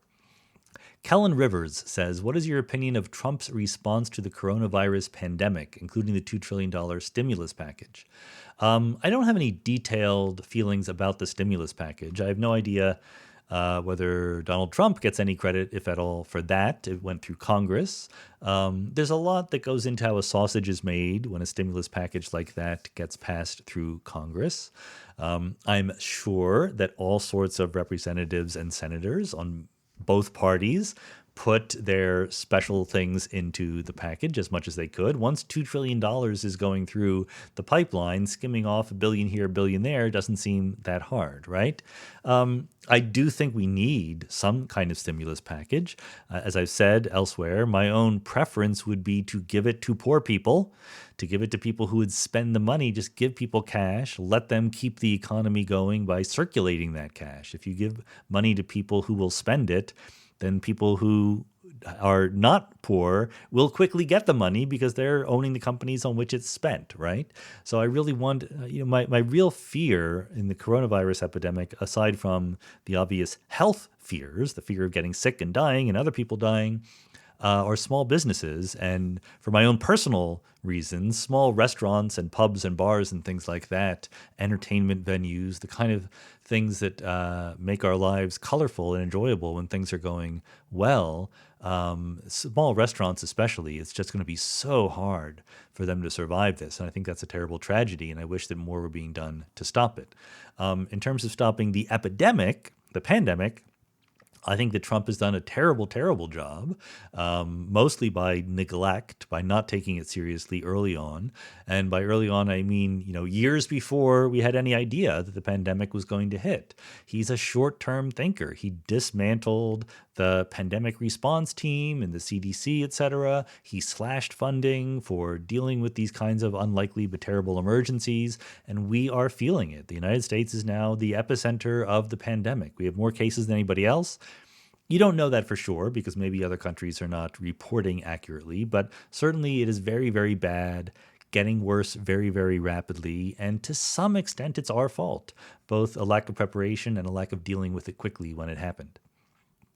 Ricardo Rosera says, do you think the hard problem of consciousness is an actual problem? Whenever I hear someone talk about it, I always conclude that it is just a bad question caused by thinking that a philosophical zombie is plausible. So I do think that it's a real problem in the sense that it is okay to ask the question. The hard problem of consciousness being, how do you account for first-person subjective experiences, the redness of red, the things that you can feel but not really communicate to somebody else. But I don't think it's hard in the sense of the kinds of explanations for those things are going to be fundamentally conceptually distinct from the kinds of explanations that we have in the case of the easy problem. Like, why do you see the color red? Why are you able to recognize the red of a stop sign as being distinct from the green of a green light? I don't think there's anything spooky about our first-person experiences. I don't think you need to step outside the usual way of explaining things. I think eventually what will happen is we will understand what happens in the brain when you have those experiences, and we will call that understanding the answer to the hard problem. Marian Marcali says, can we have the tiniest controllable singularity in orbit to be used as a mega battery? So no, I don't think so. For one thing, you don't have singularities, right? There's something called the cosmic censorship conjecture, put forward by Roger Penrose, previous Mindscape guest, which says that whenever there's a singularity in nature, it's surrounded by an event horizon. So really what you have is a black hole, right? An event horizon surrounding a singularity. And black holes by themselves are not batteries. If you have a black hole that is not spinning, there's no way to get energy out of it. It's in its lowest energy state, given its macroscopic parameters. It is in its highest entropy state, let's put it that way, given its mass. So it's not a battery in any realistic sense. If you have a spinning black hole, that is an energy source that you can extract energy from in principle. That is also something that was invented by Roger Penrose, called the Penrose process, if you want to look it up. In practice, we have no idea how to do that. And also in practice, a smaller black hole will be much harder to extract energy from than a large black hole. Large black holes, even though they're larger, are actually milder outside. There's a milder gravitational field outside, so it would be easier to extract energy from a large black hole than a big one. But even a black hole the mass of the sun is small by these conditions. So you would have to introduce into the solar system an entirely new solar-sized object to even start talking about this. I don't recommend that as a way to go. Robert Gustafson says, is the ability to learn a new behavior something genetic or something environmental? Given the answer to that question, how do we induce people to think critically before they act or speak more often? I'm not exactly sure what you mean. I'm not exactly sure how to distinguish the genetic and environmental features of the ability to learn a new behavior. I mean, many things have abilities to learn new behaviors, right? People, cats, computers, simple machines have the, in some sense, ability to learn new behaviors. Computers don't even have genetics, right? But they can still learn new behaviors. So if the second part of your question is the more important one, how can we induce people to think critically? People are complicated mixtures of reason and irrationality. And I think that, it's sort of a little bit starting off on the wrong foot to say, like, all those people are not thinking critically, but I am, right? None of us thinks critically all the time. None of us is irrational all the time. What we should do is try to overall increase the amount of rationality in the world. And we can do that by understanding what it means to be rational ourselves, by being examples of good reason, by helping people out who want to learn more critically, to think better and more rationally. Spencer Hargis says, let's say you commit the perfect crime, a crime pulled off so unbelievably smoothly that the world where you committed the crime looks exactly like the one where you didn't in every way, down to subatomic precision. Would any sort of interference happen between the world where you were guilty and the one where you were innocent? So, Spencer, I'm going to unask this question because I just don't think it is a sensible scenario that you've outlined here. If you really are imagining that I measure some quantum system, like an electron. It's either spin up or spin down. And if it's spin up, I commit a crime. If it's spin down, I don't. And I commit the crime in such a way that I'm affecting the world around me minimally, so that I try not to branch the wave function of the universe. I think that's literally inconceivable, because just by existing, I'm radiating, right? Just by breathing and living, I'm giving off infrared radiation. And if I give it off in a different location in two different branches of the universe, that's instantly more than enough to disturb the universe enormously and to branch the wave function very, very obviously. So the thought experiment in which I, as a macroscopic person, do two separate things in two different parts of the wave function, and yet those parts of the wave function do not branch and stop interfering, is not one that makes a lot of sense to me. Sam Hartzog says, I recently came across an article in Physics World that equated climate change policy to making a Pascal's wager. Second Pascal's wager question, this AMA. Awesome. I've been a naturalist for years now, and I wasn't persuaded by Pascal's wager. Unfortunately, I didn't find the popular refutations wholly convincing either. If we further remove the association with Christianity, the wager seems to reduce to an incredibly tiny possibility of upside versus no risk whatsoever. In that case, the rational choice seems to be the tiny potential for upside, no matter how remote. So as I said to the earlier question, number one, there's never no risk whatsoever. By the lights of the thought experiment, you're saying, yes, yes, yes, I know that something is very unlikely, but imagine that it has a tiny possibility of being true. So if you say that for one thing, like the existence of God or the existence of objective morality, you should also say it for other things, like the existence of the devil, or the fact that if we discovered objective morality, maybe everybody would die. Maybe there's some terrible, terrible thing that would happen by doing that. So that's the problem with all of these wagers, is you can't just say there's no risk to believing this, because there always is. Either the thing you're believing has literally no impact on how you behave in any way, or there is a risk to believing it. So I'm in favor of ignoring these Pascal wagers kinds of arguments. Anthony Tonkin says, coronavirus is having a massive impact on the world, but what are some things you identify as being positive things we learn from it when we get to look back on it years from now? I think besides pandemic preparedness, vaccine technology, there will be at least some sense of data for what a universal income would start to look like.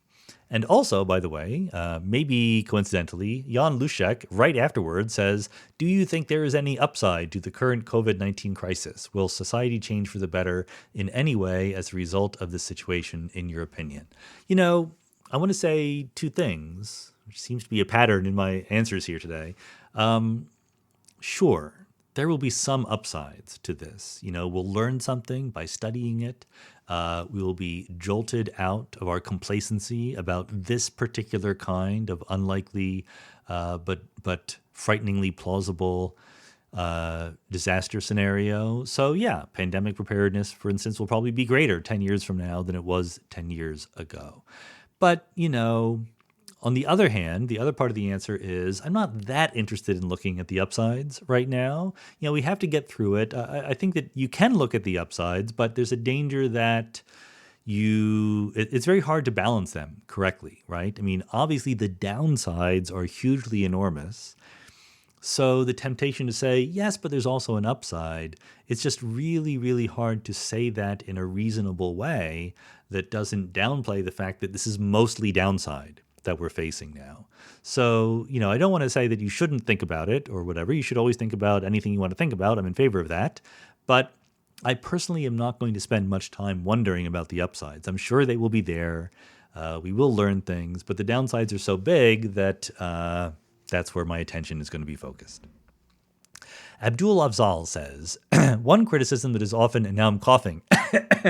Trust me, I'm coughing because I've been doing an AMA for hours, not because I'm in any way ill. Abdul Afzal says, one criticism that is often cited against many worlds is a commitment to assigning ontological status to the quantum state and hence Hilbert space. Assuming you take this to be a bug, do you think introduction of primitive ontology to many worlds solves this problem, or are the critics missing something? So I don't take it to be a bug. Sorry about that. I think that even within the world of people who take many worlds seriously, I am much more fundamentalist about the ontology of many worlds. So for those of you who don't know what we're talking about, ontology is the study of being. What is the fundamental stuff that you have in your theory? Many worlds is the simplest answer to that question. It's just a wave function and nothing else. The quantum state, that's the ontology. Other theories, like hidden variables, have other variables, other parts of reality in addition to the wave function. And what is a wave function? So there's different versions of of ways you can answer that question. Some people think of a wave function as a function of a set of other variables. So even though the only physics is in the wave function, it's a wave function of something, like the positions of a bunch of particles or the value of a bunch of fields or something like that. I don't even think that. I think the wave function is just a vector in Hilbert space, full stop. This is what Ashmeet Singh and I wrote a paper on, which we called Mad Dog Everettianism. This is named after Mad Dog Naturalism, which is the theory of Alex Rosenberg, who was another previous Mindscape guest. So Mad Dog Everettianism takes the absolutely minimal version of ontology, just a vector in a really big Hilbert space, and tries to show how the evolution of that vector through time can give rise to the emergent world around us. So I don't think it's a bug. I think it's a wonderful feature. Plenty of work to be done, though, in connecting it to reality. Jeremy Lebrecq says, if measuring a quantum event with a binary outcome leads to a splitting of the wave function, does measuring something with the distribution, such as the location of an electron, lead to a spreading of the wave function? As in, it spreads into a distribution of worlds where the electron was observed in different places. Yeah, basically that is correct. If you have variables with continuous possible observational outcomes, like the position of an electron in non-relativistic quantum mechanics, then it's impossible to say there are a certain fixed number of worlds at any one moment in time. What there are different worlds, but they are smoothly distributed. So it's absolutely sensible to say that the electron is measured here in one world and there in another world, but it does not make sense in this context to say, well, how many worlds are there in between?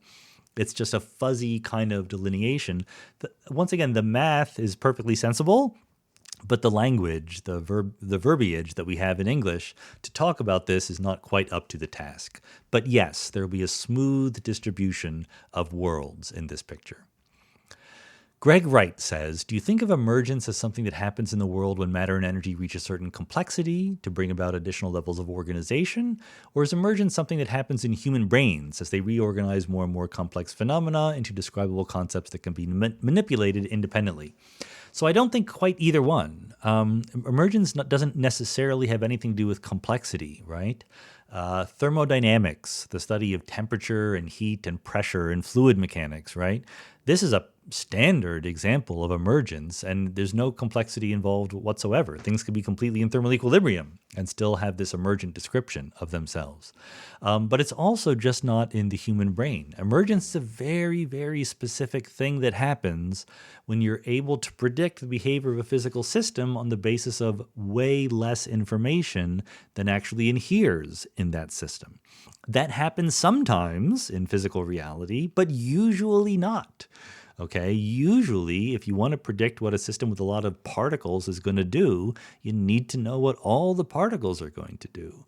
To find situations where you only need to know certain very specific pieces of information in order to make reliable predictions is incredibly precious and rare, and that's when emergence happens. But it's also objectively real when it happens. It usually doesn't happen, but when it does, we can tell. We can do experiments to see it at work.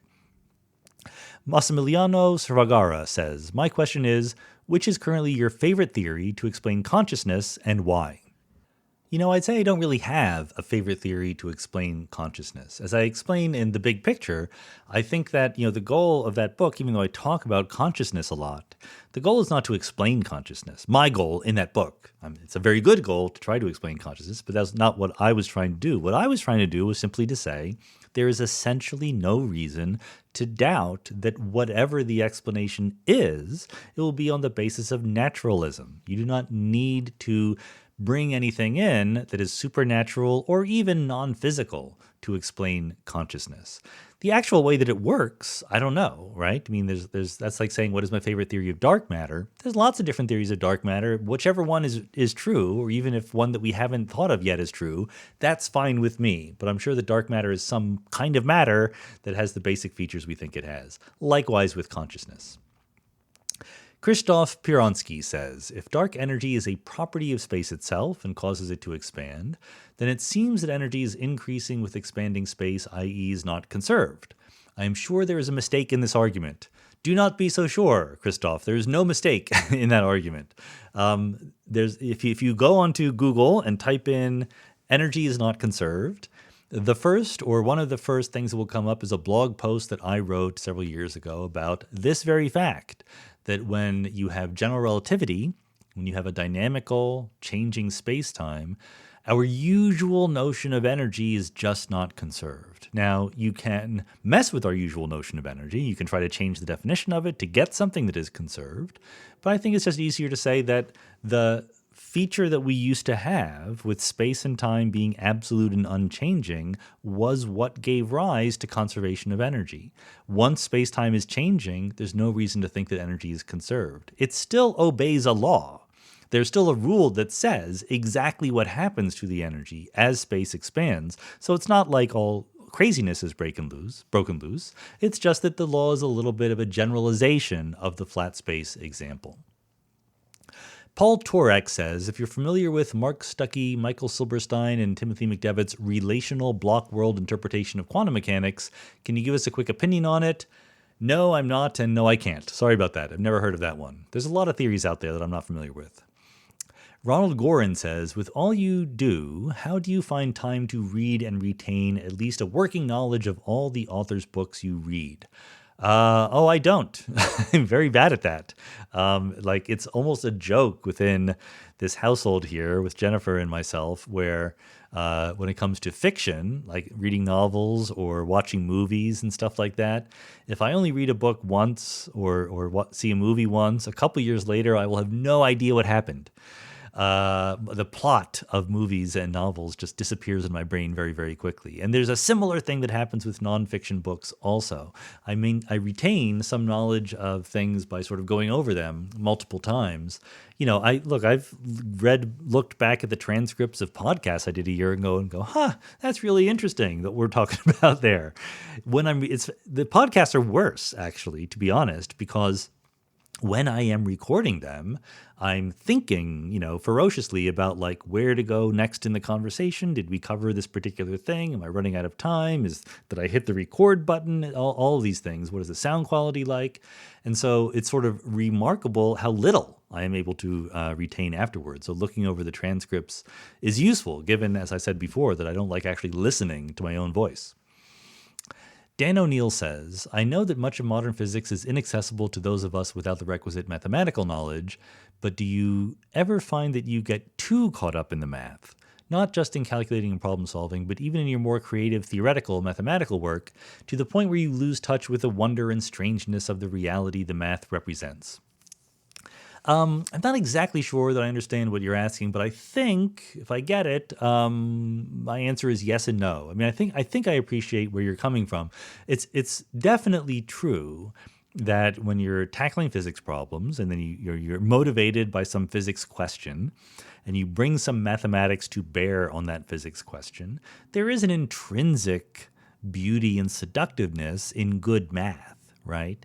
And so sometimes doing that math and trying to understand the physics problem leads you to ask another mathematical question that is a little bit removed from the physical motivation that you started with.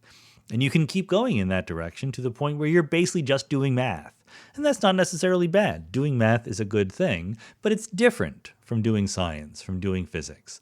My preference is absolutely physics. So if anything, I'm the opposite. Like if anything, I've written maybe a couple of papers on topology and things like that, which were more math than physics.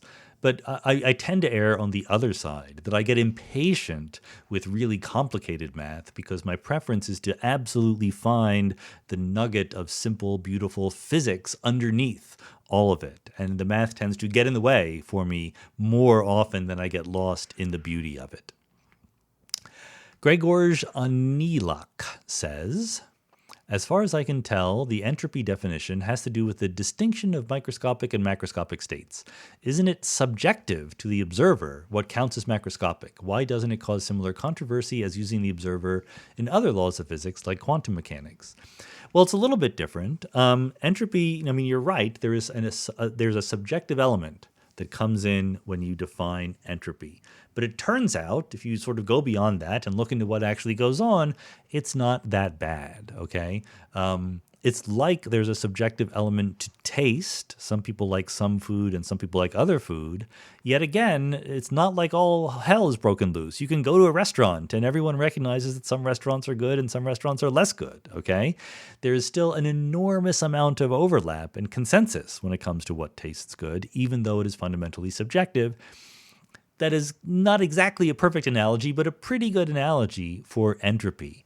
Yes, it's subjective, but when you look at something, when you look at a cup of coffee with cream mixing into it, you see where the cream is and you see where the coffee is. You don't see the positions and the velocities of all the different molecules.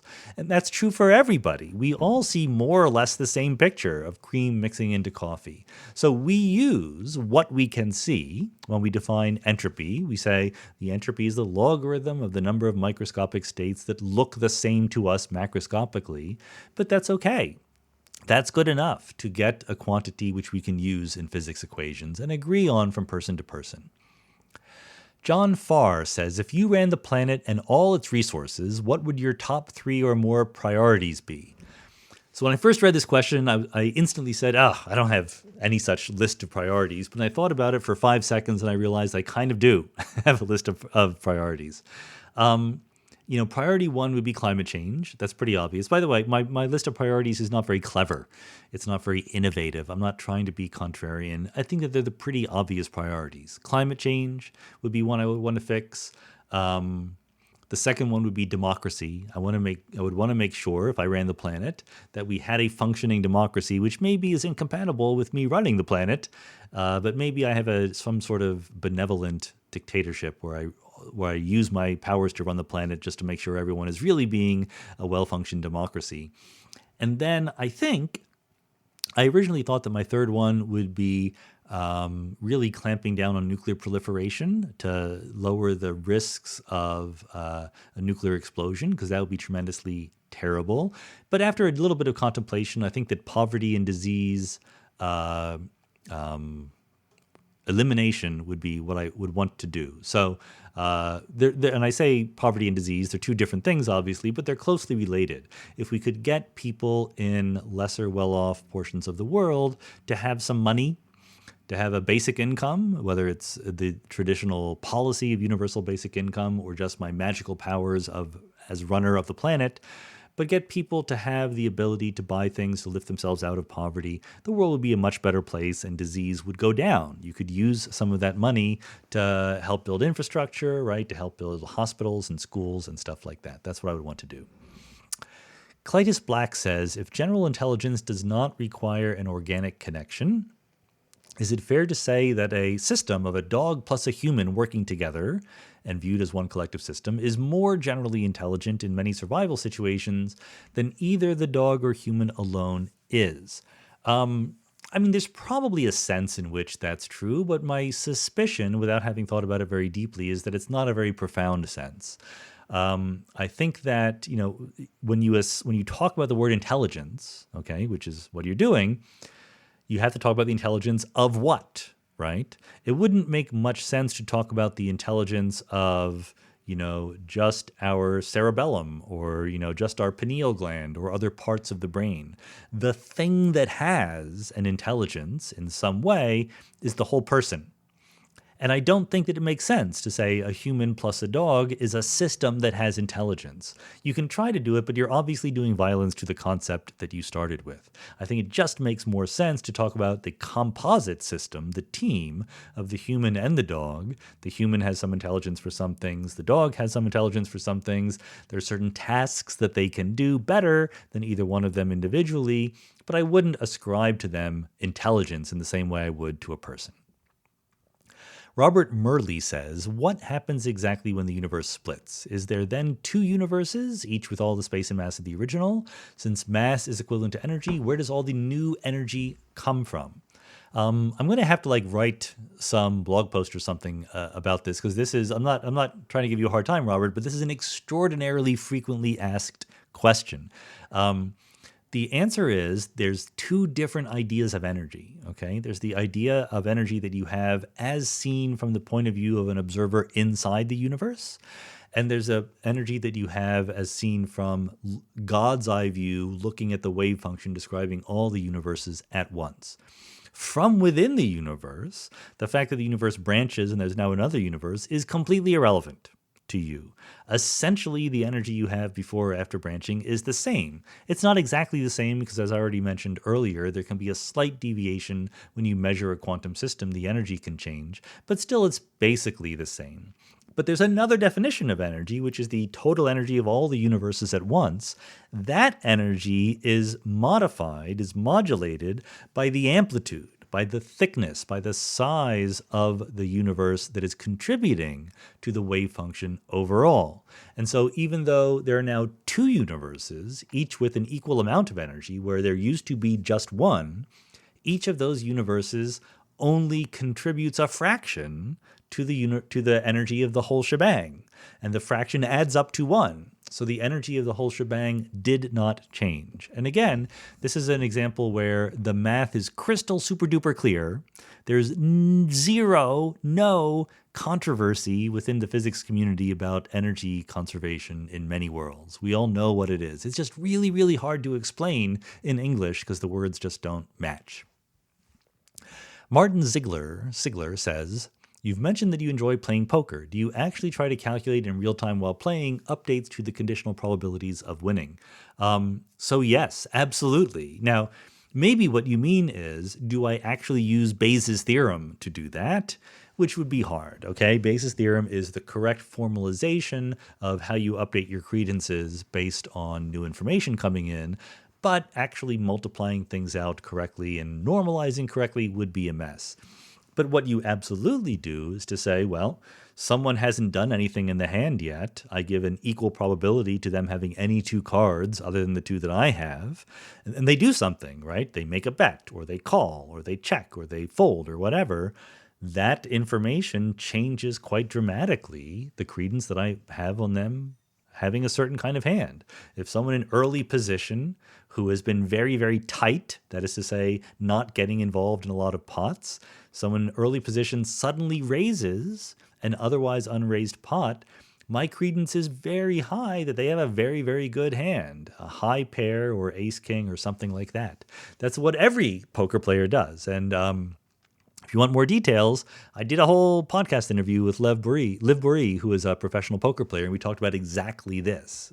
We go into detail about that. Leonard Levy says, you presume that decision-making is not a quantum event, therefore does not split the universe. What about a decision which leads to an action? I feel an impulse to scratch the tip of my nose. I can decide to act on that impulse or to inhibit it. Whichever decision I make will lead to decoherence as my index finger interacts with different photons as it scratches my nose than when it rests on the armrest of a chair. Doesn't that split the universe in the many worlds interpretation of quantum mechanics? So no, it does not, because the decision that you made was entirely classical. You made the same decision in every branch of the wave function of the universe. The only way for you to branch the wave function of the universe is to measure a quantum system that is in some kind of superposition and have that quantum system become entangled with the world around it. So if you made your decision by consulting a quantum random number generator, then there would be different branches in which you did different things. But the thing that brought those different branches into existence was the quantum random number generator, not the decision that you made. Gregory Kuznick proposes a general relativity paradox. A meter stick is flying past me at very close to the speed of light. In its own reference frame is still a meter long, but I see a Lorentz contracted to within its own Schwarzschild radius. What in my frame keeps it from collapsing into a black hole? Well, it's probably the answer is what you're going to guess it is, namely that there's no rule in general relativity that says that when something is inside its own Schwarzschild radius in somebody's frame, it collapses into a black hole. because after all, you're within your Schwarzschild radius in the frame of a high energy particle moving past you close to the speed of light, and you don't collapse into a black hole. And the reason is, who cares what someone else in some other frame observes? What matters to you is whether you are in your Schwarzschild radius in your own rest frame. That is the criterion that you use for whether or not you collapse into a black hole. Otherwise, relativity just wouldn't be sensible. It would have different predictions for different people. That's exactly the opposite for physical phenomena. That's exactly the opposite of what relativity is supposed to be about. Gareth Butler asks, what is an operator as used in equations? Basically, an operator is just something that takes a function and turns it into another function. So you have the operator multiply by 2, okay? That's a very simple operator. You have some function of x, you multiply it by 2, you get a new function of x. Many operators are more complicated than that, like the derivative of a function is an operator, or you can take two derivatives, or you can take a derivative and multiply by 2 and add the results together, all sorts of different possible things. This is a very useful concept in quantum mechanics because the function we're dealing with is the wave function, and we're continually operating on it to turn into some other function. It's also true that you don't need necessarily to go all the way to a function. If you just have a vector, you can operate on the vector by rotating it, by extending it in some direction, and so forth. That's really all it means. Of course, it becomes complicated when you think about different kinds of operators, unitary operators, Hermitian operators. That's when you get into the math of linear algebra and so on. Clive Thompson says, given Earth's particular location in the Milky Way, we see particular patterns in the stars from our specific vantage point, Orion's Belt, Southern Cross, etc. How good is our current mapping of the Milky Way in all its three-dimensional glory? So that's a great question because it has recently become much, much better with work from the Gaia satellite. So it's very difficult in astronomy to figure out the distances to stars and to galaxies and so forth. Seeing where they are in angle on the sky, their position on the sky is easy. Even measuring their redshift is easy, but measuring their actual physical distance is very, very hard. So for stars in the Milky Way, what you ideally want is a satellite around the Earth that can look at the stars from slightly different positions as the Earth goes around the sun or as the satellite goes around the sun, and then see the tiny, tiny motions in the apparent positions of those stars due to parallax, due to just looking at them from different angles. So there was a satellite called Hipparchus that did this a couple decades ago, but not to very high precision. There's been a more recent satellite called the Gaia satellite that has done this to amazing precision. I don't know exactly the details, but we're talking about literally billions of stars that we have now figured out more or less their 3D positions. So the nearby galaxies, certainly we know quite well what the positions of all the stars look like. Brian Miller says, if gravity is due to the warping of space-time, why do we talk about gravitons as the force-carrying particles for gravity? So this is just an example of two very different languages that mean the same thing, okay? Gravitons come into the picture when you talk about quantum gravity, but their ultimate effect is exactly the same as the classical description of a warped space-time causing the gravitational field. It's exactly the same as electromagnetism, where we have electric fields and magnetic fields. But then if you dig down into the quantum level, it's convenient to talk about photons, but we're still talking about exactly the same thing. A classical electromagnetic field is just a bunch of photons piled on top of each other, and exactly the same thing is true for gravity. A warped space-time is just a bunch of gravitons piled on top of each other. Now, when you're talking about a black hole or the expanding universe, some very large-scale, very dramatic gravitational effect, this language of piling gravitons on top of each other isn't very useful, so nobody uses it, but it could be there if you really wanted to bend over backwards for some reason. Zachary Stopa says, some theorists, such as Brian Greene and others, have postulated that every possible reality will be realized somewhere, somewhen. I believe I heard you say that infinity does not necessarily guarantee a manifestation of every possible reality. To get more plain-spoken, even in an infinite construct, there's no guarantee somewhere, somewhen that I was the MVP of the National Hockey League last year, or is there? So let me clarify a few things here. It's absolutely true that there's no reason to think that just because there are an infinite number of universes, in whatever sense of universe you mean, either the many worlds of quantum mechanics or different pocket universes in cosmology, even if there's an infinite number of them, doesn't mean every one exists. The example I always like to use is electrical charge is conserved, so there's no universe in which neutrons turn into protons without any other particles being emitted, okay? But many weird things can happen in the quantum mechanical universe. You can put a coffee cup on a table and it can tunnel right through and fall to the bottom. That's very, very, very unlikely, but it's a tiny little part of the wave function of the universe, so there is a world in which it happens. So I don't know exactly whether or not you being the MVP of the National Hockey League would violate any important laws of physics, so I don't know whether it's a possible thing that actually comes true in the wave function of the universe.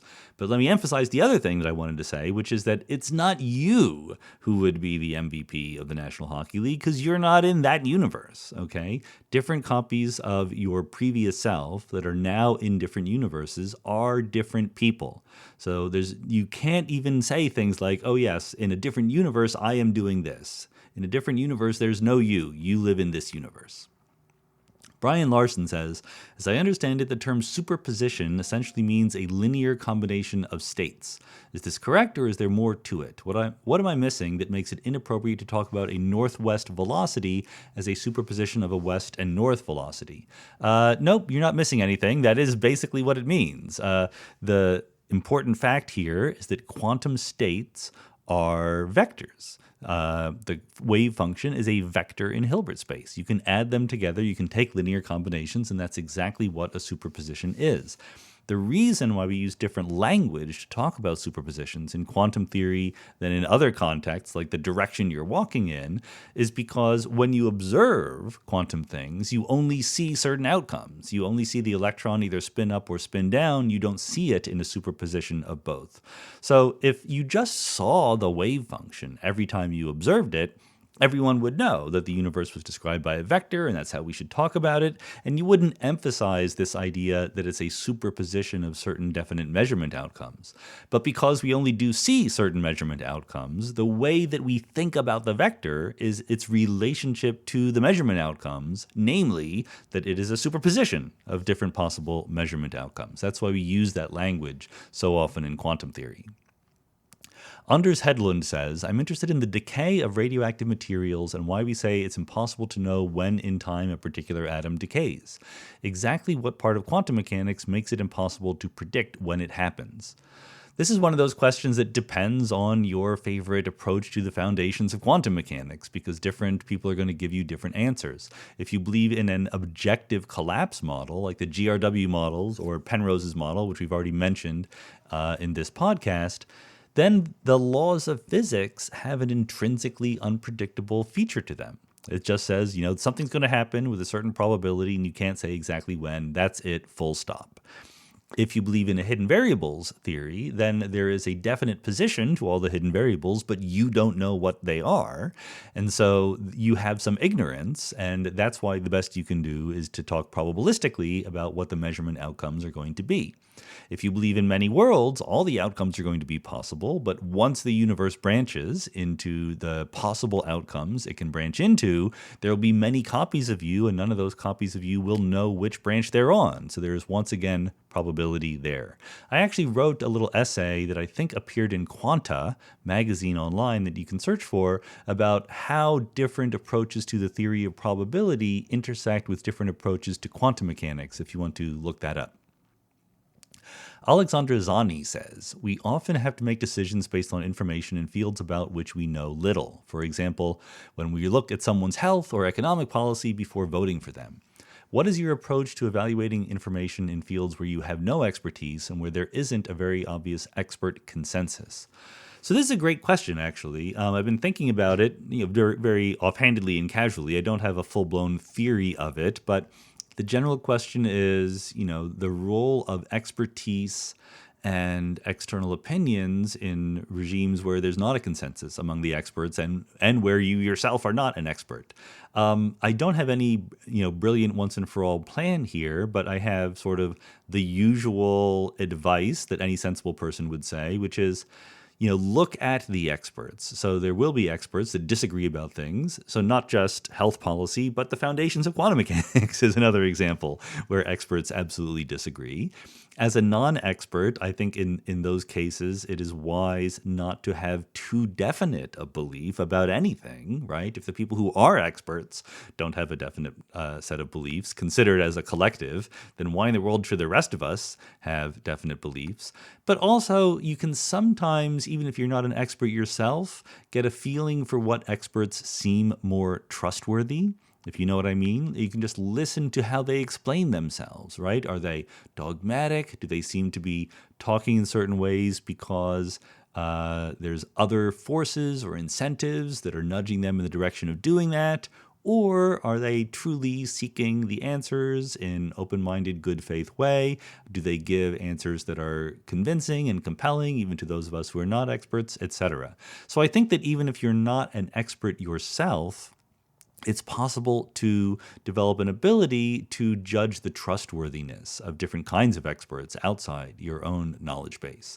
And that's a very important, helpful thing. But again, still, even then, I would not become dogmatic about anything where I was not an expert myself if the complete set of experts themselves disagreed. Gerard Droyven says, I'm curious what is changing physically in a system when it arrives in a situation with less gravity. If this can only be explained by explaining how time works, well, you've already given me an answer. So, I think that it's safe to say that nothing changes physically in a system when it arrives in a situation with less gravity. It's very hard in general relativity to even define what you mean by a situation with less gravity.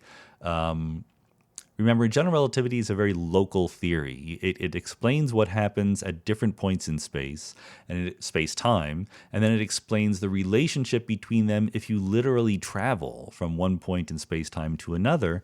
But what it doesn't want you to do, it doesn't absolutely prohibit it, but general relativity gently suggests that you not simultaneously compare what is happening at two distantly separated locations in space-time, because there's no unique way to do that. When you go through the math, you find that there's no way to actually sort of figure out both how fast a clock is ticking at one location in space and also how fast a clock is ticking at another location in space simultaneously. There is no notion of simultaneity like that in general relativity. So if you just look locally at what clocks do, all clocks move at 1 second per second, no matter what they do, okay? So locally, there's no difference between what happens to systems in different amounts of gravity. Globally, there's a difference. That is to say, if you have two clocks that start at the same location in space-time and they travel on different trajectories and then they come back because they have different speeds or they travel through different gravitational fields, they will experience a totally different, an amount of time interval that is different overall. But it's not a local difference, it's that global difference. Just like walking along a different path takes you a different amount of distance if you go a straight line versus a curved line. Neil Glue says, general relativity is based on a manifold and other stuff, but there are many kinds of manifolds: topological, once differentiable, twice differentiable, smooth, analytic, etc. And there are manifolds with and without boundaries. Do physicists have a strong feeling about what kind of manifold describes the world we live in?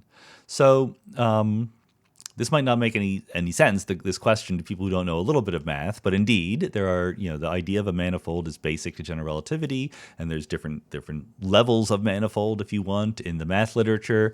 So what you need for general relativity is a manifold that is twice differentiable. You can take derivatives of the functions on the manifold at least twice. So you need to be able to differentiate the metric at least twice to be able to define the curvature tensor, for example. You might want more than that. It's very often that people just for convenience assume that their manifolds are as smooth as they need to be. This is a very typical physicist move, okay? Mathematicians are like, tell me how smooth your manifold is. Physicists are like, don't worry, it's smooth enough. I'm not going to worry about that. And there's a good reason they don't worry about that, because probably the universe is not a manifold, okay?